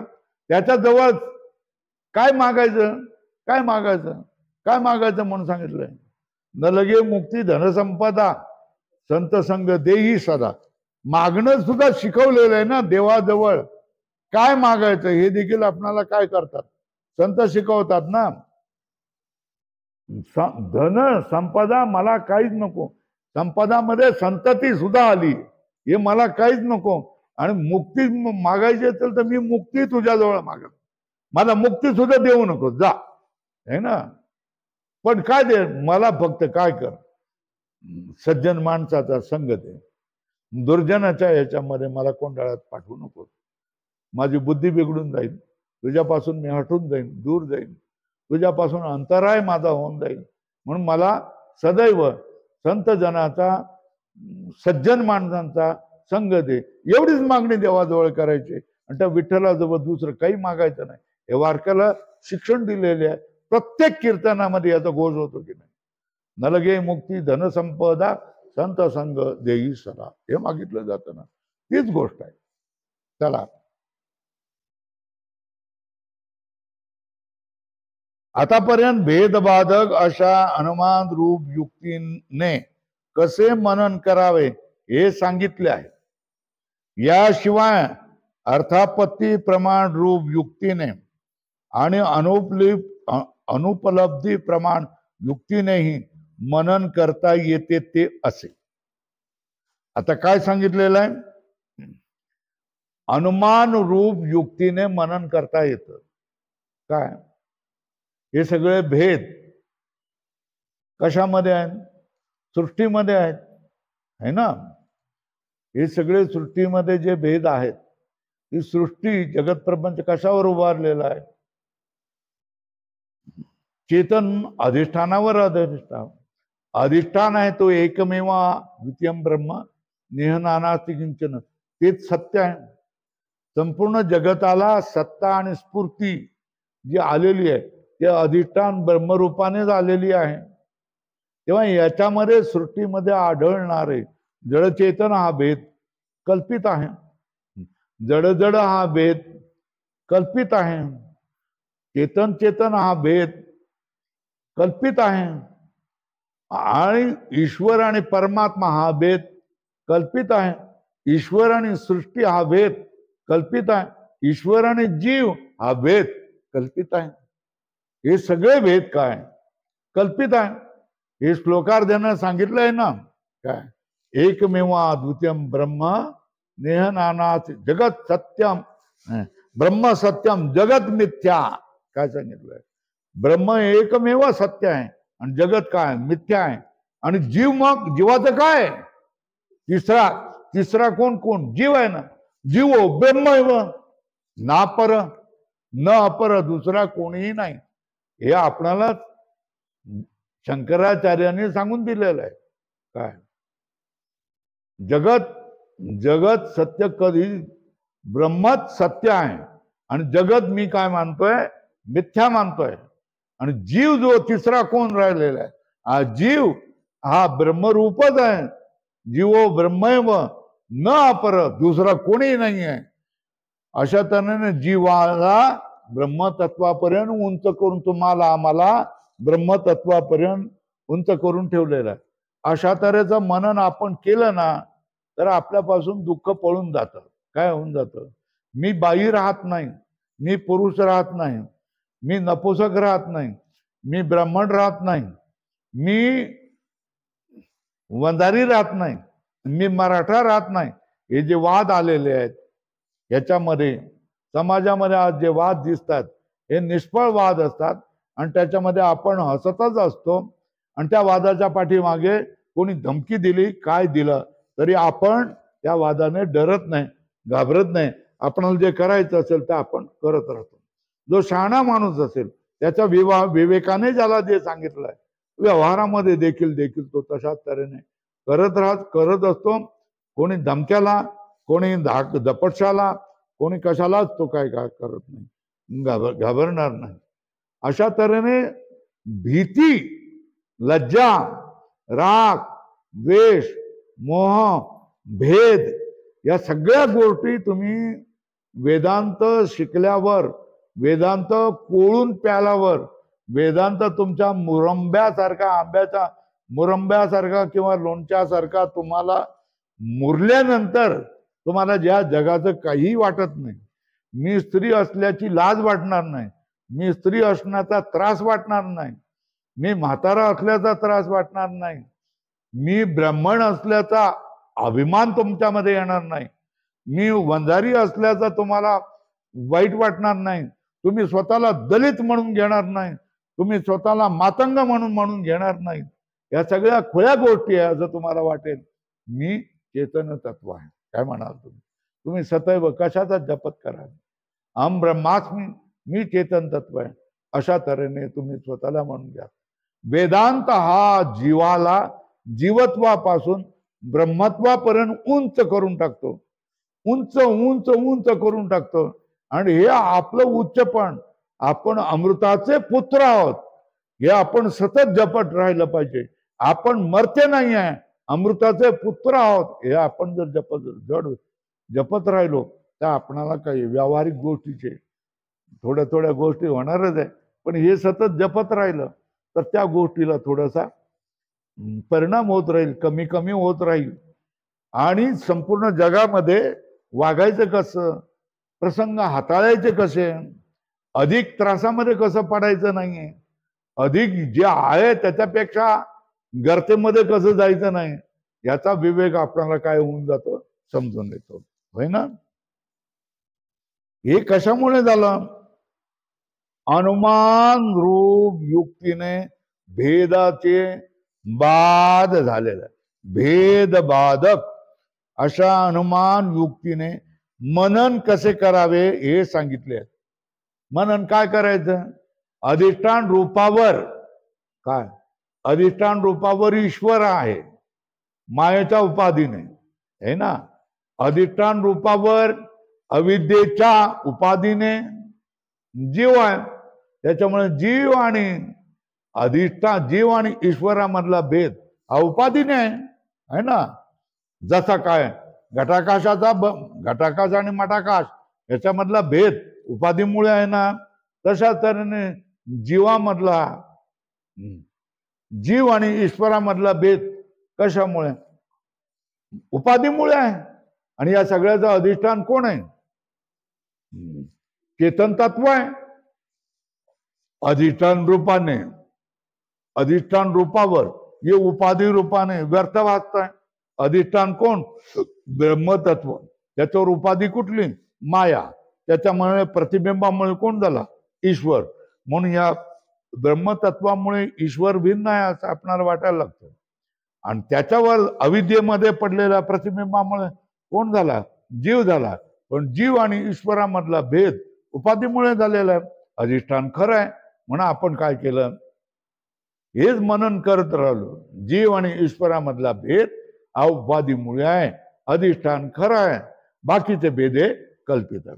जडजडामधला नामरूप उपाधीमुळे कोण? जड पदार्थ निर्माण झालेला आहे, बरोबर. अविद्येमुळे कोण? अविद्यारूप उपाधीमुळे कोण झालंय? जीव आहे.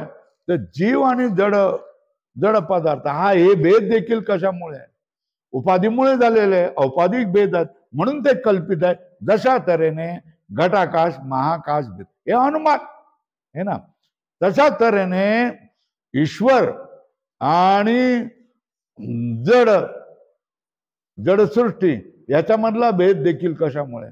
उपाधीमुळे. जड भेदांची, जड पदार्थांची उपाधी कुठली? नामरूप उपाधी.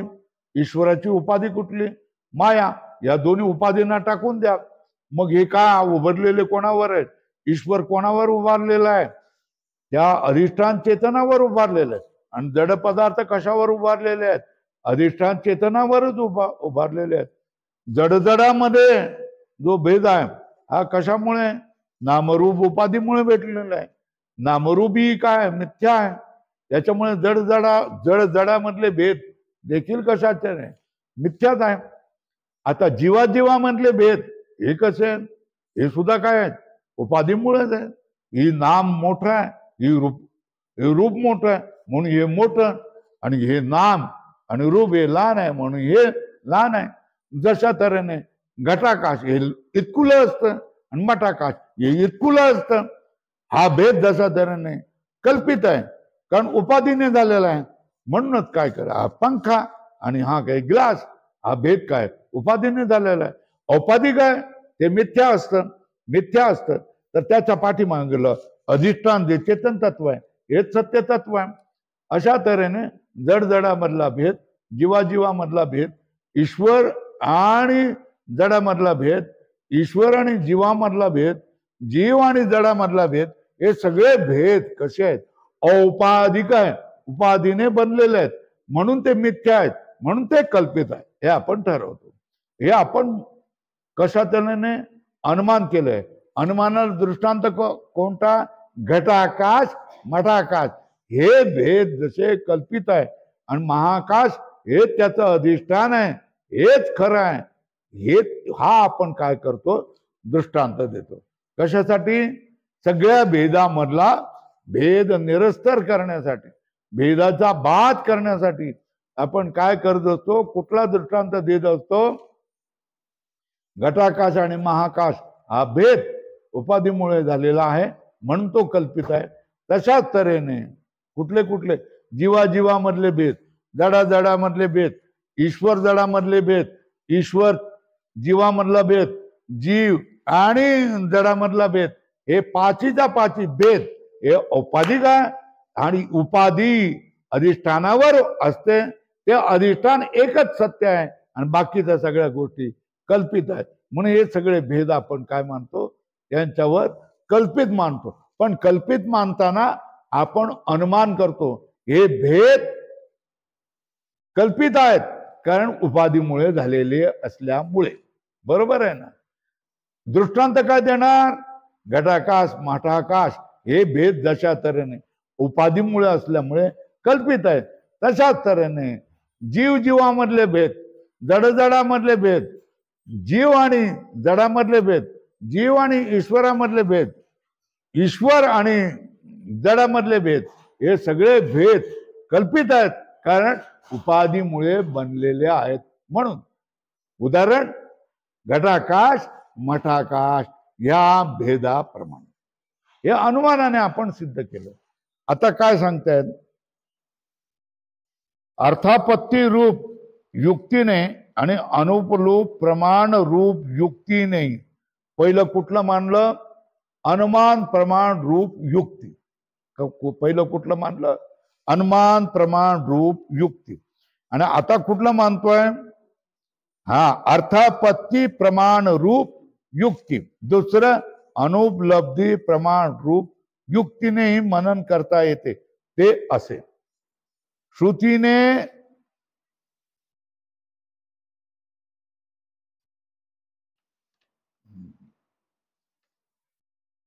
आपण जवळ येतोय तरी पण बरीच पानं जावं लागतील. 42 पानं आपल्यालाही घालवावी लागेल. आपण अजून विचारसागराला सुरुवातच केलेली नाही है ना. विचारसागराला सुरुवात करण्यासाठी जे जे आवश्यक असतं ते आपण या ठिकाणी शिकतोय.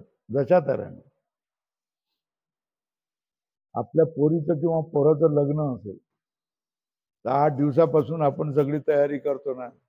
आमंत्रण देणं, कार्ड छापणं, हळद लावणं, बँडबाजावाल्याला सांगणं, हॉल बुक करणं, जेवणाचा आचारी लावणं, या सगळ्या गोष्टी करतो की नाही. एवढं झाल्यानंतर आणखी काय करावं लागतं? पोरीसाठी कपडे घ्यावे लागतात है ना. कपडे घेऊन भागते का? नाही भागते. मग काय करावं? दागिनेही घ्यावे लागतात का? दागिने घेऊन भागतं का? नाही भागत. मग तिचा मेकअपही करावा लागतो का नाही? पार्लर मध्ये घेऊन जावं लागतं का नाही? पार्लर मध्ये घेऊन जातो. एवढं सगळं झालं तरी भागतं का? नाही. तो वराचा काय माणूस, वराची जी पोरं आली होती ना, टार्गट पोरं, ते म्हणतात येतो मग काय तुम्हाला काहीच कळत नाही. वरातीमध्ये डॉल्बी आल्याशिवाय मजाच येत नाही है ना. मग ते डॉल्बी आणणार की नाही है ना.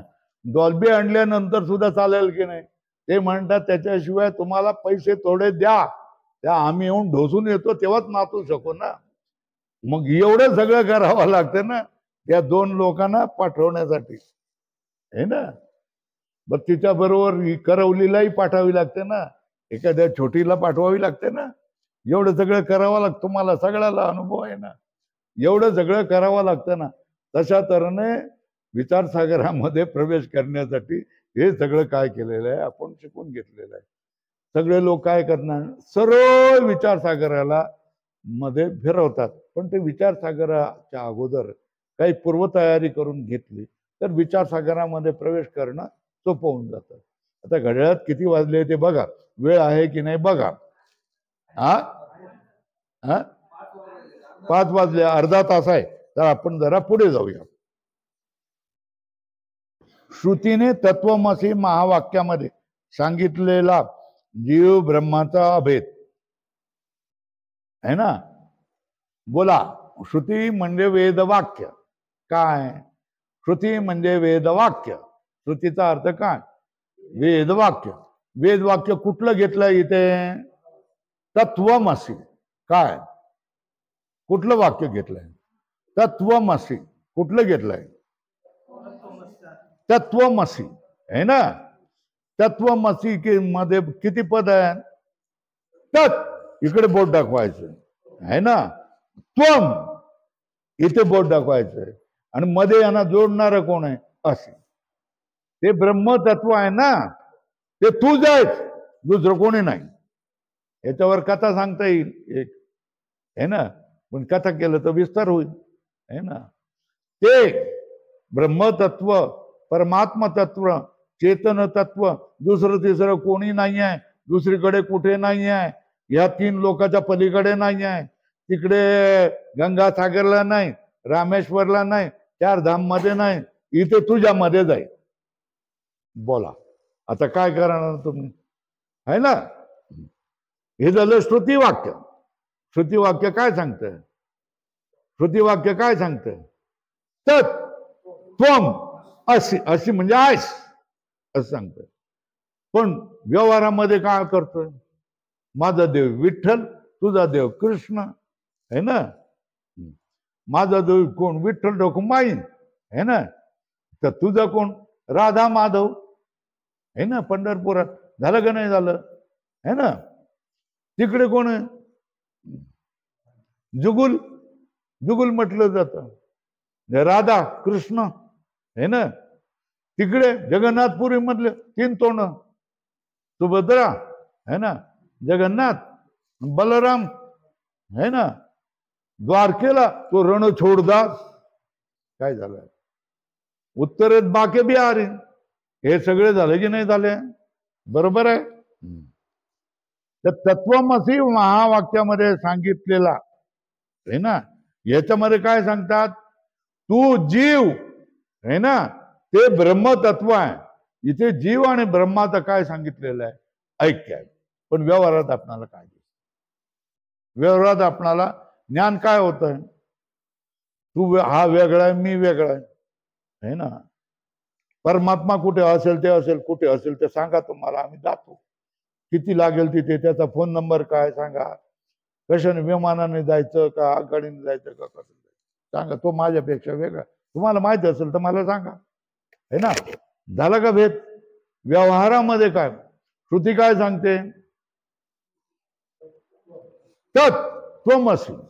ज्याला तू देव, ब्रह्मतत्व, ईश्वर तत्व काय जे मानतोय हे तुझ्यापेक्षा वेगळं नाही. व्यवहारामध्ये आपल्याला काय अनुभव दिसत आहे? विठोबा, पांडुरंग नाव किती ठेवलेत बघा.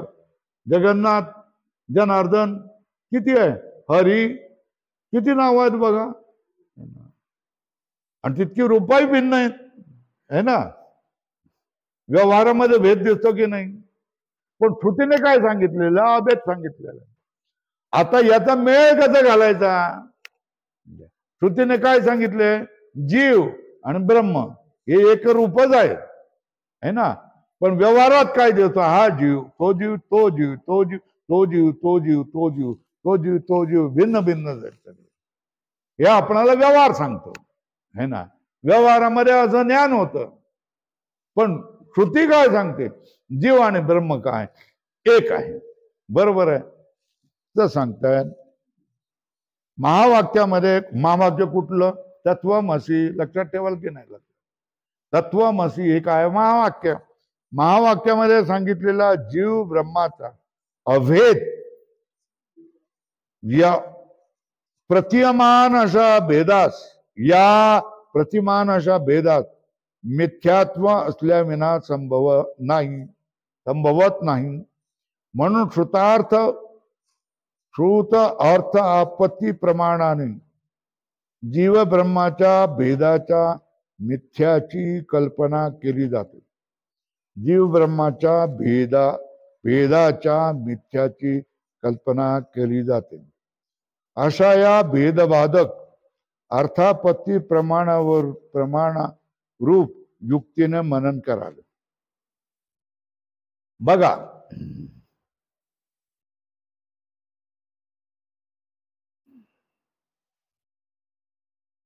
लहानपणी आपण एवढे असतो, छोटे असतो,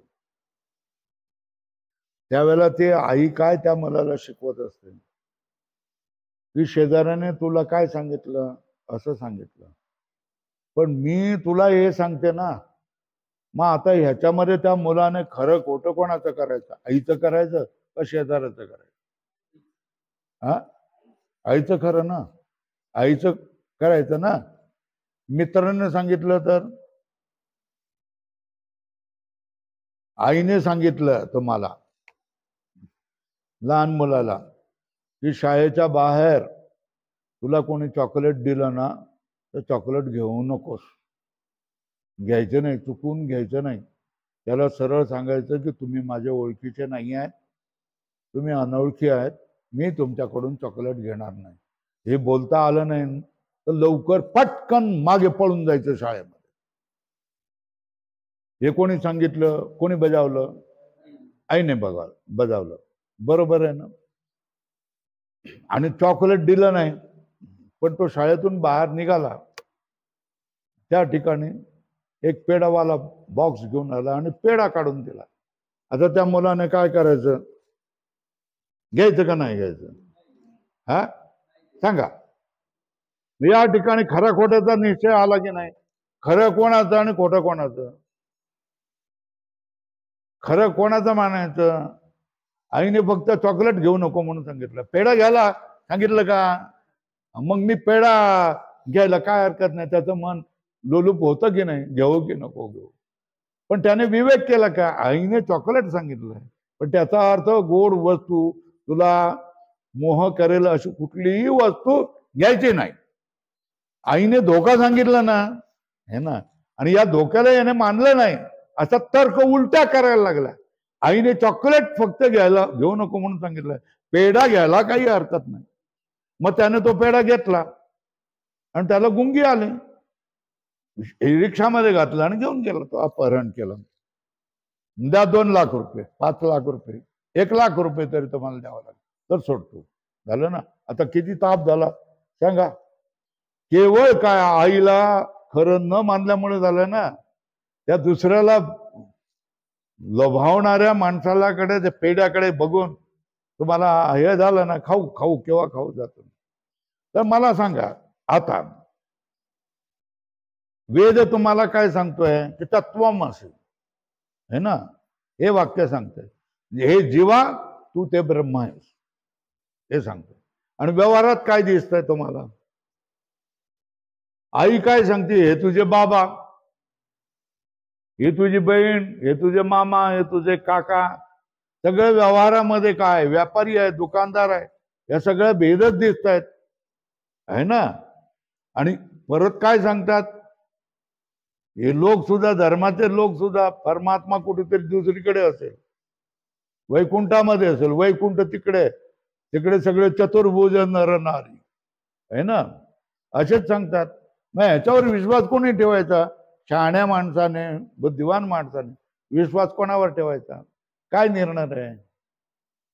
निर्णय काय करायचा? कोण मानायचं? श्रुतीत सत्य आहे असं मानलं पाहिजे.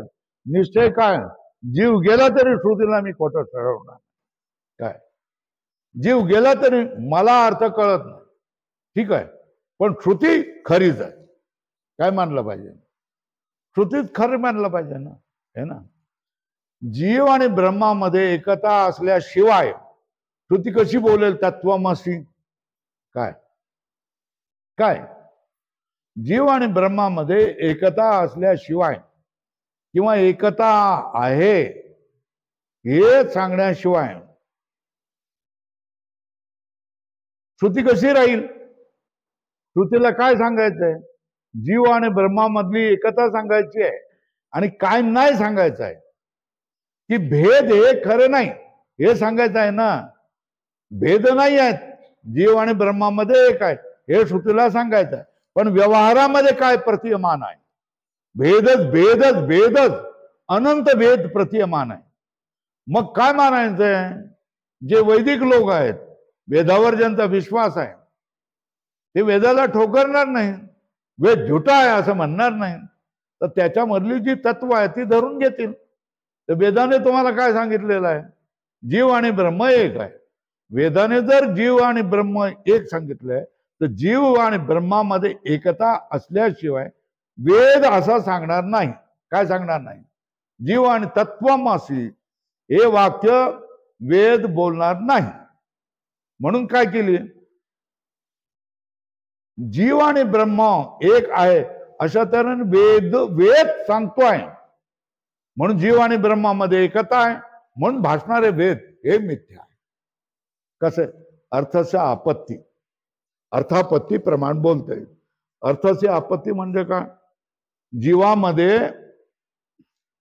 जीव आणि ब्रह्मामध्ये वास्तव काय आणि अवास्तव काय हे कसं जाणलं? हा निर्णय तुम्ही कसा केला? जीव आणि ब्रह्मामध्ये वास्तव काय आणि अवास्तव काय हा तुम्ही निर्णय कसा केला? जीव आणि ब्रह्मामध्ये वास्तव अद्वैत आहे, एकता आहे. हा तुम्ही कशाच्या आधारावर केलं? श्रुतीमुळे केलं ना. कारण जर वास्तव जर एकता नसती तर श्रुती अशी कशाला बोलली होती? तत्वमसी अर्थस्य आपत्ती. कुठला अर्थ आहे? जीव आणि ब्रह्मामध्ये एकता आहे ना. ही वास्तव जर एकता नसती तर असं वेद बोलला नसता. वेद असा बोलतोय म्हणून वास्तव काय? एकता आहे. काय वास्तव काय? जीव आणि ब्रह्मामध्ये वास्तव एकता असल्याशिवाय श्रुती तत्वमसी हे बोलणार नाही. श्रुती खोटं नाही सांगणार आहे ना. म्हणून मला जरी भेद प्रतीयमान असले तरी श्रुती सांगते म्हणून मी काय करणार? जीव आणि ब्रह्मामध्ये एकताच मानणार. काय मानणार? शहाणा माणूस काय म्हणेल? मला भेद प्रतीयमान आहेत, होत आहेत, पण श्रुती काय सांगते?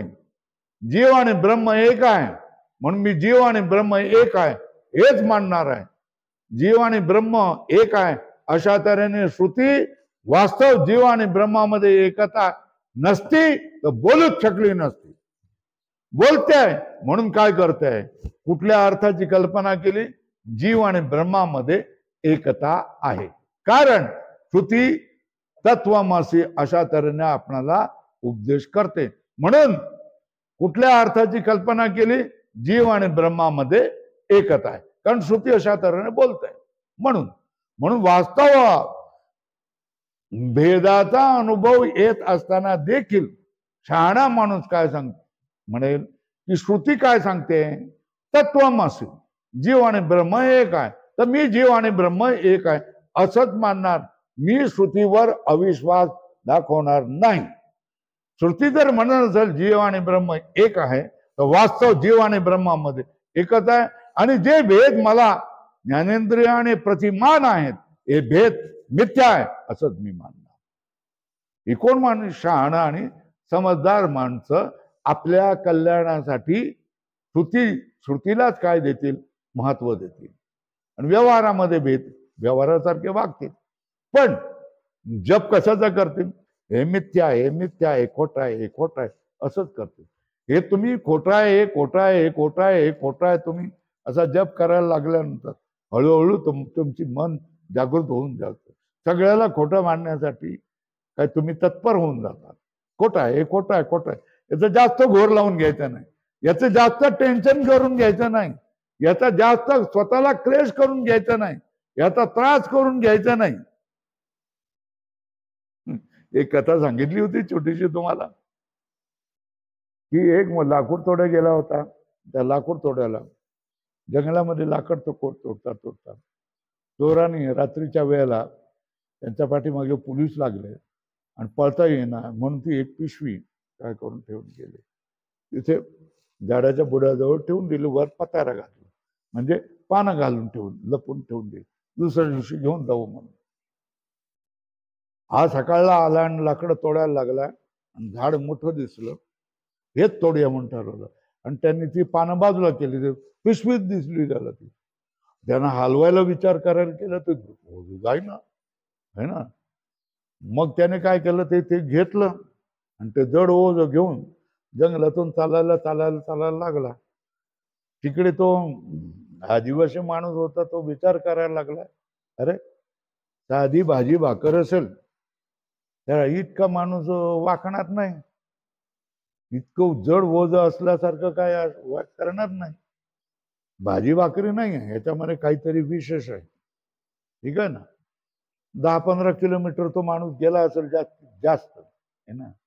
आणि याने पाठलाग केला आणि जंगलामध्ये गाठलं आणि पिशवी हडप केली, घेऊन गेला, निघून गेला. आता काय झालं, क्षणाचे मालक झालो ना. एवढा करोडोच्या संपत्तीचे मालक किती साधे क्षणासाठी. काय लाभ आणि काय हानी. समजदार असेल तर तो काय म्हणेल, माझं नव्हतंच म्हणून ते गेलं, असंच म्हणेल ना. आणि जो समजदार नसेल तो काय करेल, एवढं मला दैवाने दिलं, हाय माझं काय कर्म, माझं कर्म कसं, माझं फुटकच कर्म, माझं फुटकच कर्म कोण रडत बसेल ना, है ना.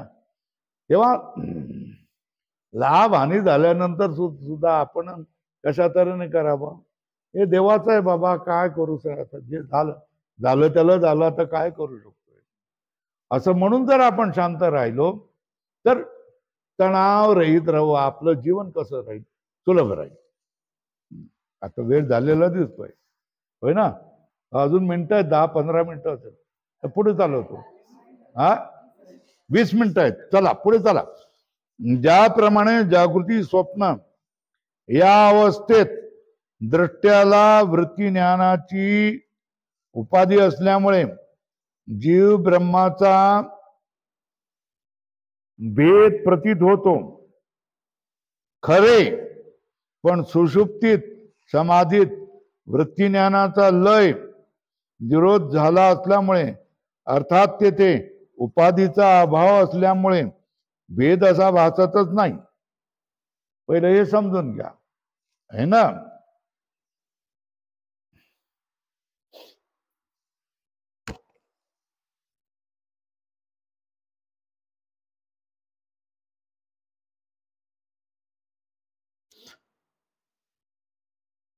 आता तुम्ही जागृत अवस्थेमध्ये आहे ना, तर आता तुम्हाला जीव म्हटल्यानंतर तुमची अंतःकरणाची वृत्ती जीवरूप झाली ना, आणि ईश्वर म्हटल्यानंतर तुमची वृत्ती ईश्वर आकाराची झाली ना. तर या वृत्तीमधली वृत्तीरूप उपाधीमुळे है ना, जीव आणि ईश्वर हा भेद तुम्हाला काय करायला लागला, जाणवायला लागला ना. बरोबर आहे ना. आता रात्री तुम्ही झोपलात, है ना, गाढ झोपलात, आणि त्यावेळेला तुम्हाला स्वप्न पडलं. स्वप्न काय पडलं की स्वामीजी असे टेबलाजवळ बसलेले आहेत, पुस्तक ठेवतात, आम्ही सगळे या ठिकाणी बसलेले आहेत, आणि स्वामीजी सांगतायत काय, आता कोणाची वृत्ती झाली, ईश्वराची वृत्ती झाली. आता कोणाची वृत्ती झाली, जीव म्हटल्यानंतर जीवाची वृत्ती झाली. तर वृत्ती ज्ञानामुळे जीव आणि ईश्वराचा भेद झाला की नाही झाला, झाला. तर हे भेद कुठे झाले, जागृत मध्ये आणि ईश्वरामध्ये हे भेद झाले. जागृत आणि स्वप्नामध्ये वृत्ती ज्ञानामुळे जीव आणि ईश्वरामध्ये भेद झाला. बरोबर आहे ना. ईश्वर म्हटल्यानंतर तुमची वृत्ती कशी कशी झाली, ईश्वराकार झाली. जीव म्हटल्यानंतर तुमची वृत्ती कशी, अंतःकरणाची वृत्ती, अंतःकरणाचं राहणं, अंतःकरणाचं विषयाकार होणं, याला काय म्हणतात, वृत्ती म्हणतात, है ना. जीव म्हटल्यानंतर तुमच्या अंतःकरणाची वृत्ती कशी झाली, जीवाकारा, है ना. ईश्वर म्हटल्यानंतर तुमच्या अंतःकरणाची वृत्ती कशी झाली, ईश्वराकारा. तो ईश्वराकारा वृत्ती आणि जीवाकारा वृत्ती ही जागृत मध्ये होते आणि स्वप्नामध्ये स्वामीजी शिकवत असताना होते. म्हणजे जागृत आणि स्वप्नामध्ये जीव आणि ईश्वर हे भिन्न आहेत. हे वृत्ती रूपामुळे होते ना, वृत्तीच्या आकारामुळे होते की नाही होते, है ना. आता मला तुम्ही सांगा, तुम्ही घोर झोपला, अगदी इतकी सुंदर झोप लागली, 10 वाजता रात्री तुम्ही झोपलात आणि सकाळी 5 वाजताची घंटा झाली आणि तुम्हाला झटकन जाग आली. 10 ते 5 हे 5 आणि हे 2 7 तासामध्ये तुम्ही स्वप्नात होता का जागृत मध्ये होता? कशात होता? स्वप्नात होता का जागृत मध्ये होता? न जागृत मध्ये होता न स्वप्नामध्ये होता, तर मग कशामध्ये होता? घोर सुषुप्तीमध्ये होता. कशामध्ये होता? घोर सुषुप्तीमध्ये होता. आता यामध्ये अंतःकरण असतं का नसतं? अंतःकरण नसतं. अंतःकरण नसेल तर अंतःकरणाची वृत्ती असेल की नसेल? नसेल. अंतःकरणाची वृत्ती नसेल तर ईश्वराकारा वृत्ती आणि जीवाकारा वृत्ती हा भेद तुम्हाला अनुभवायला येईल की नाही येईल? नाही येत है ना. स्वप्नामध्ये जीव ईश्वर भेद तुम्हाला अनुभवायला येतो. जागृत मध्ये जीव आणि ईश्वर भेद तुम्हाला अनुभवायला येतो. कशामुळे? वृत्ती भिन्न भिन्न होते म्हणून है ना. मग सुषुप्तीमध्ये जीव आणि ईश्वर हा भेद तुम्हाला अनुभवायला येतो की नाही येत? नाही येत. कारण काय? वृत्तीच नसते त्याच्यामध्ये. अंतःकरण सुद्धा काय झालेलं असं झोपलेलं. बरोबर आहे ना. अंतःकरण जागा असेल तर ती बुद्धी वेगवेगळ्या आकारानं रूप घेत असते है ना. भूताप्रमाणे वेगवेगळे आकार बनवून जाते. अंतःकरण जागृत नसेल तर हे भेद वृत्ती भिन्न भिन्न आकाराची होतच नाही. सुषुप्तीमध्ये भिन्ना भिन्नाकारा वृत्ती होत नाही आणि सुषुप्तीमध्ये जीव आणि ईश्वर हा भेद तुम्हाला अनुभवायला येतो की नाही येत? येत नाही. मग सत्य कशाला म्हणायचं? जे तिन्ही काळामध्ये आहे ना एकरूप राहतं त्याला सत्य म्हणायचं. काय? भूत वर्तमान भविष्य है ना, जागृत स्वप्न सुषुप्ती याच्यामध्ये एकरूप जे होईल तेच सत्य आहे. आणि जे जागृत आणि स्वप्नामध्ये राहत है ना पण सुषुप्तीत राहत नाही त्याला सत्य म्हणाल का असत्य म्हणाल? तुम्ही सांगाल, निर्णय करा. असत्य म्हणणार. म्हणून काय सांगताय? जीव आणि ईश्वरामधील भेद हा काय आहे? असत्य आहे. कारण तो व्यभिचारी आहे. जागृत आणि स्वप्नामध्ये अनुभवाला येतो, सुषुप्तीमध्ये येत नाही. म्हणून तो भेद काय? मिथ्या आहे, कल्पित आहे. ज्याप्रमाणे जागृती आणि स्वप्न नावाचा जागृती आणि स्वप्न या अवस्थेत द्रष्ट्याला वृत्ती ज्ञानाची उपाधी असल्यामुळे जीव आणि ब्रह्माचा भेद प्रतीत होतो.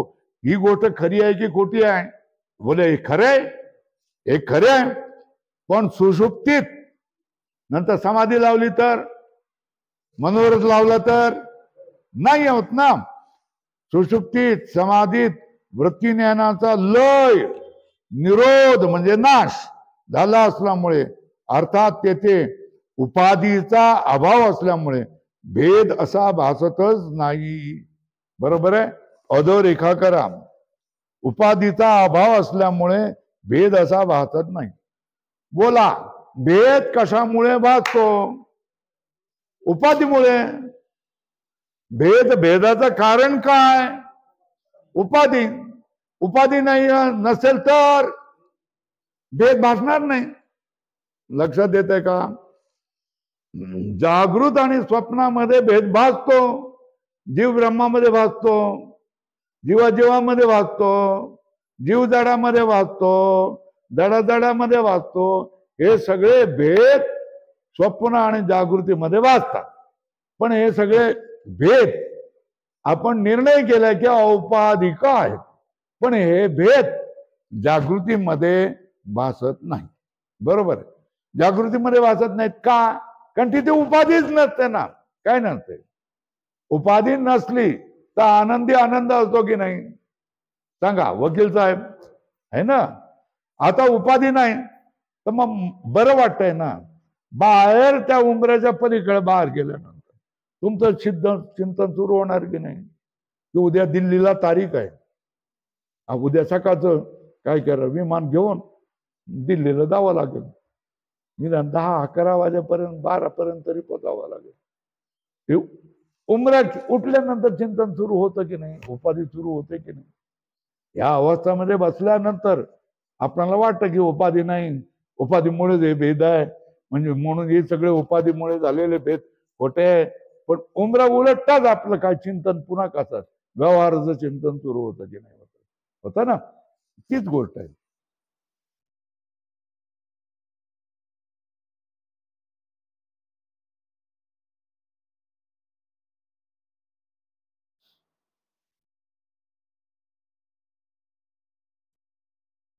हे बघा, इथे घट आहे की नाही, कशावरून म्हणता तुम्ही? दिसत नाही, बरोबर आहे ना. म्हणजे घट असता तर तुम्हाला दिसला असता ना. काय काय तुम्ही कसं बोलणार? अरे स्वामीजी, घट असता तर दिसला असता आणि आम्ही सगळ्यांनी म्हटलं असतं की इथे घट आहे म्हणून, हे ना. मग तुम्ही निर्णय कसा काय घेतला की इथे घट नाही म्हणून? अरे घट इथे नाही म्हणून आम्ही नाही म्हणतोय. याला म्हणतात अनुपलब्धी प्रमाण. उपलब्धी आणि अनुपलब्धी काय म्हणतात? उपलब्धी म्हणजे असणं आणि अनुपलब्धी म्हणजे नसणं. काय उपलब्धीचा अर्थ काय? असणं. आणि अनुपलब्धीचा अर्थ काय? नसणं. काय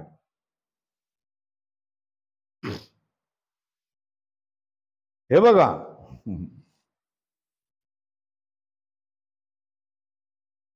इथे घट असला तर तो घट आहे असं तुम्ही म्हणाल, याला प्रमाण काय?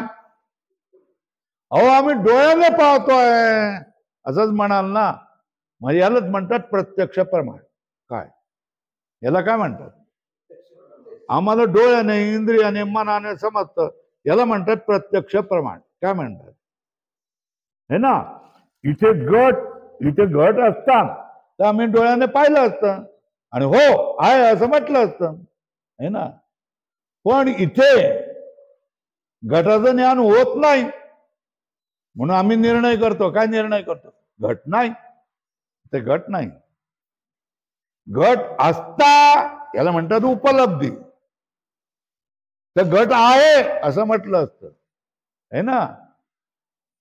पण तिथे घट उपस्थित नाही आहे म्हणून आम्ही काय म्हणतोय? घट नाही आहे, इथे घट नाही असं आम्ही म्हणतोय. का? अरे असता तर दिसला असता ना.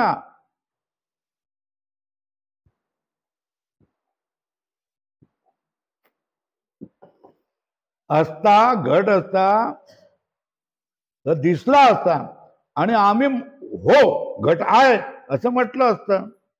पण आम्ही इथे घट नाही असं म्हणतोय. का नाही असं म्हणतोय? अरे घट दिसत नाही, है ना. उपलब्धी अनुपलब्धी, है ना. इथे तुम्ही घट आहे म्हणजे घटाचा निश्चय कुठल्या प्रमाणाने करता? सांगितलंय प्रत्यक्ष प्रमाणाने. कसलं? कशाने? घट आहे याचा तुम्ही निश्चय कशाने करता? प्रत्यक्ष प्रमाणाने. पण घटाच्या अभावाचा निश्चय तुम्ही कसा करता? अनुपलब्धी प्रमाणाने. कशाने? अनुपलब्धी प्रमाण कसं तुम्ही म्हणाल? घट असता तर दिसला असता आणि आम्ही हो म्हटलं असतो. पण घट तिथे नाही म्हणून आम्ही नाही म्हणतो. काय? घटाचा अभाव आहे असं म्हणतो. कसं कसं अनुपलब्धी प्रमाण कसं बोलायचं? यदि घटो स्यात् तरी उपलभ्येत नैव उपलभ्यते अतः नास्ति. आमच्या संस्कृत भाषेमध्ये अरे घट इथे असता तर त्याचं ज्ञान आम्हाला झालं नसतं का?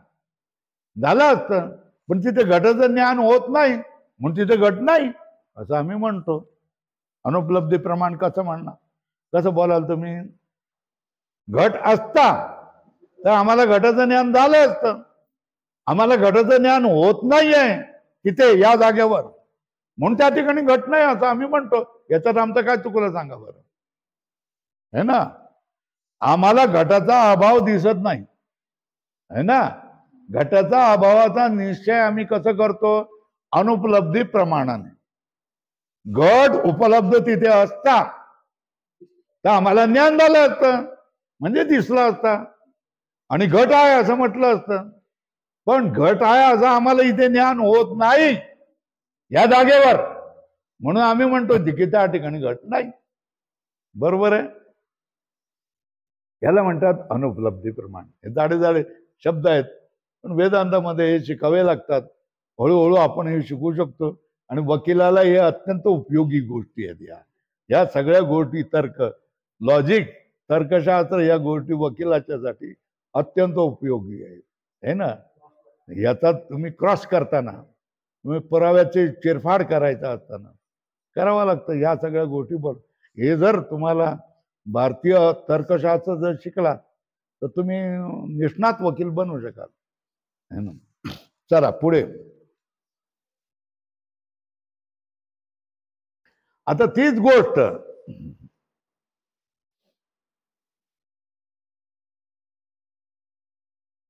कुठलीही इथे उपाधी असते तर त्याची तुम्हाला जाणीव झाली असली की नाही, काय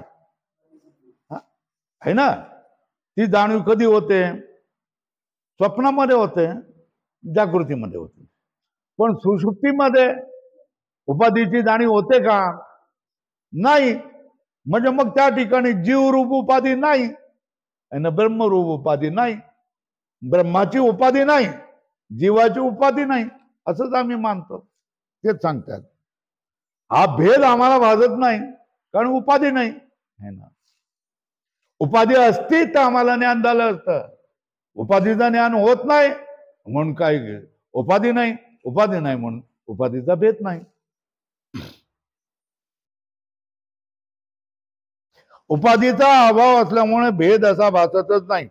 यावरून जीव ब्रह्माच्या पारमार्थिक भेदाचा अभाव आहे. निर्णय काय होतोय?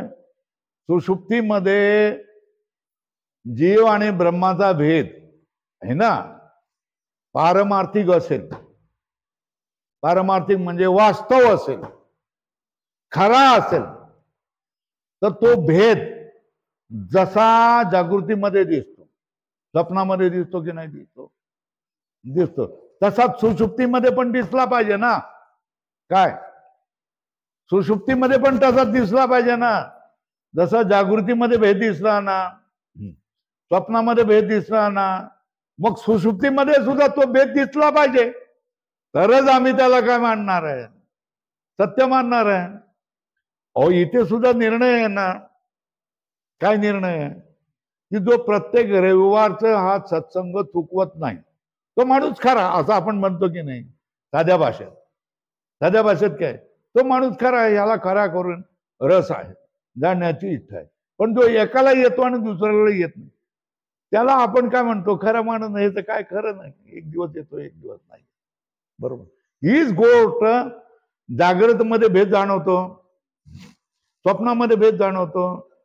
मग त्या भेदाने सुषुप्तीमध्ये सुद्धा जाणवायला पाहिजे ना. पण तो सुषुप्तीमध्ये जाणवत नाही.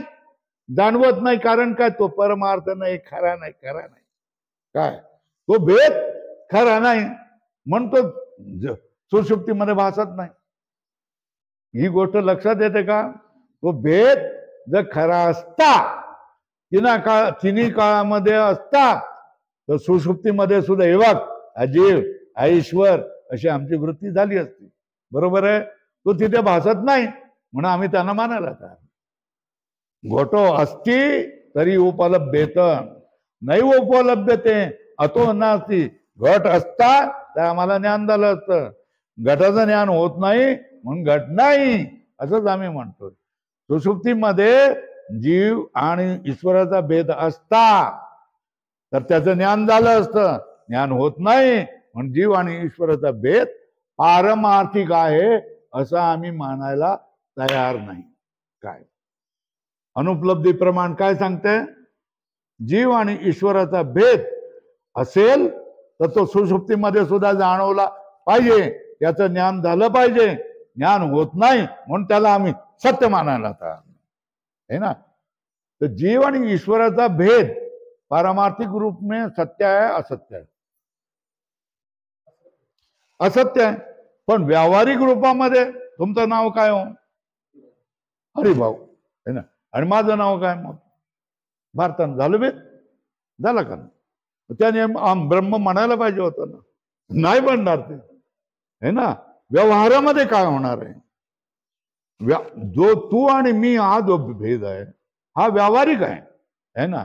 आणि व्यवहार होत राहणार का नाही राहणार? व्यवहार होत राहणार, है ना. पण आपल्या अंतःकरणामध्ये काय पाहिजे? काय जागृती पाहिजे? नाही नाही नाही, हे व्यवहार होत असला तरी होऊ देत. मी परमात्म्यापेक्षा वेगळा नाही.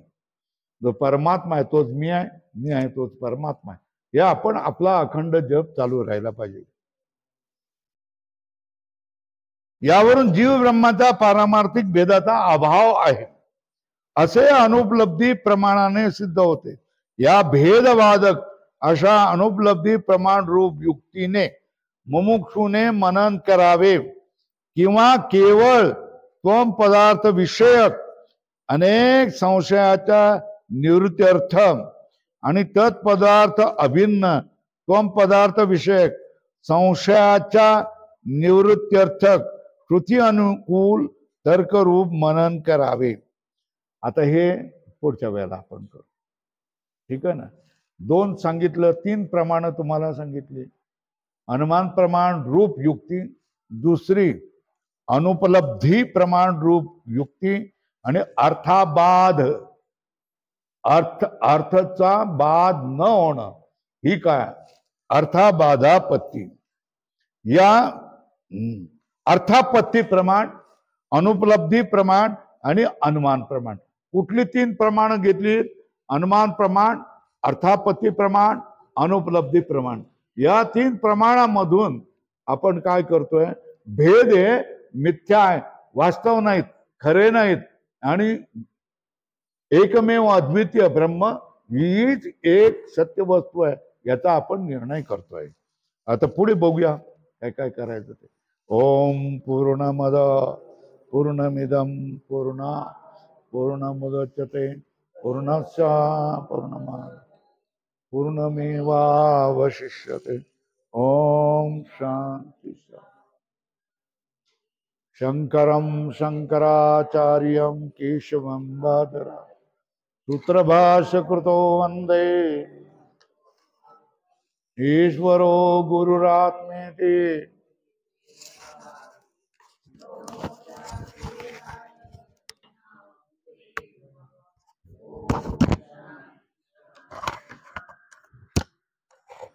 मला कधी बाहेर जावं लागलं इच्छा नसताना तरच पाठ थोडासा बदलेल, नाही तर पाठ बदलणार नाही. व्यक्तिगत कोणाच्या ह्याच्यामुळे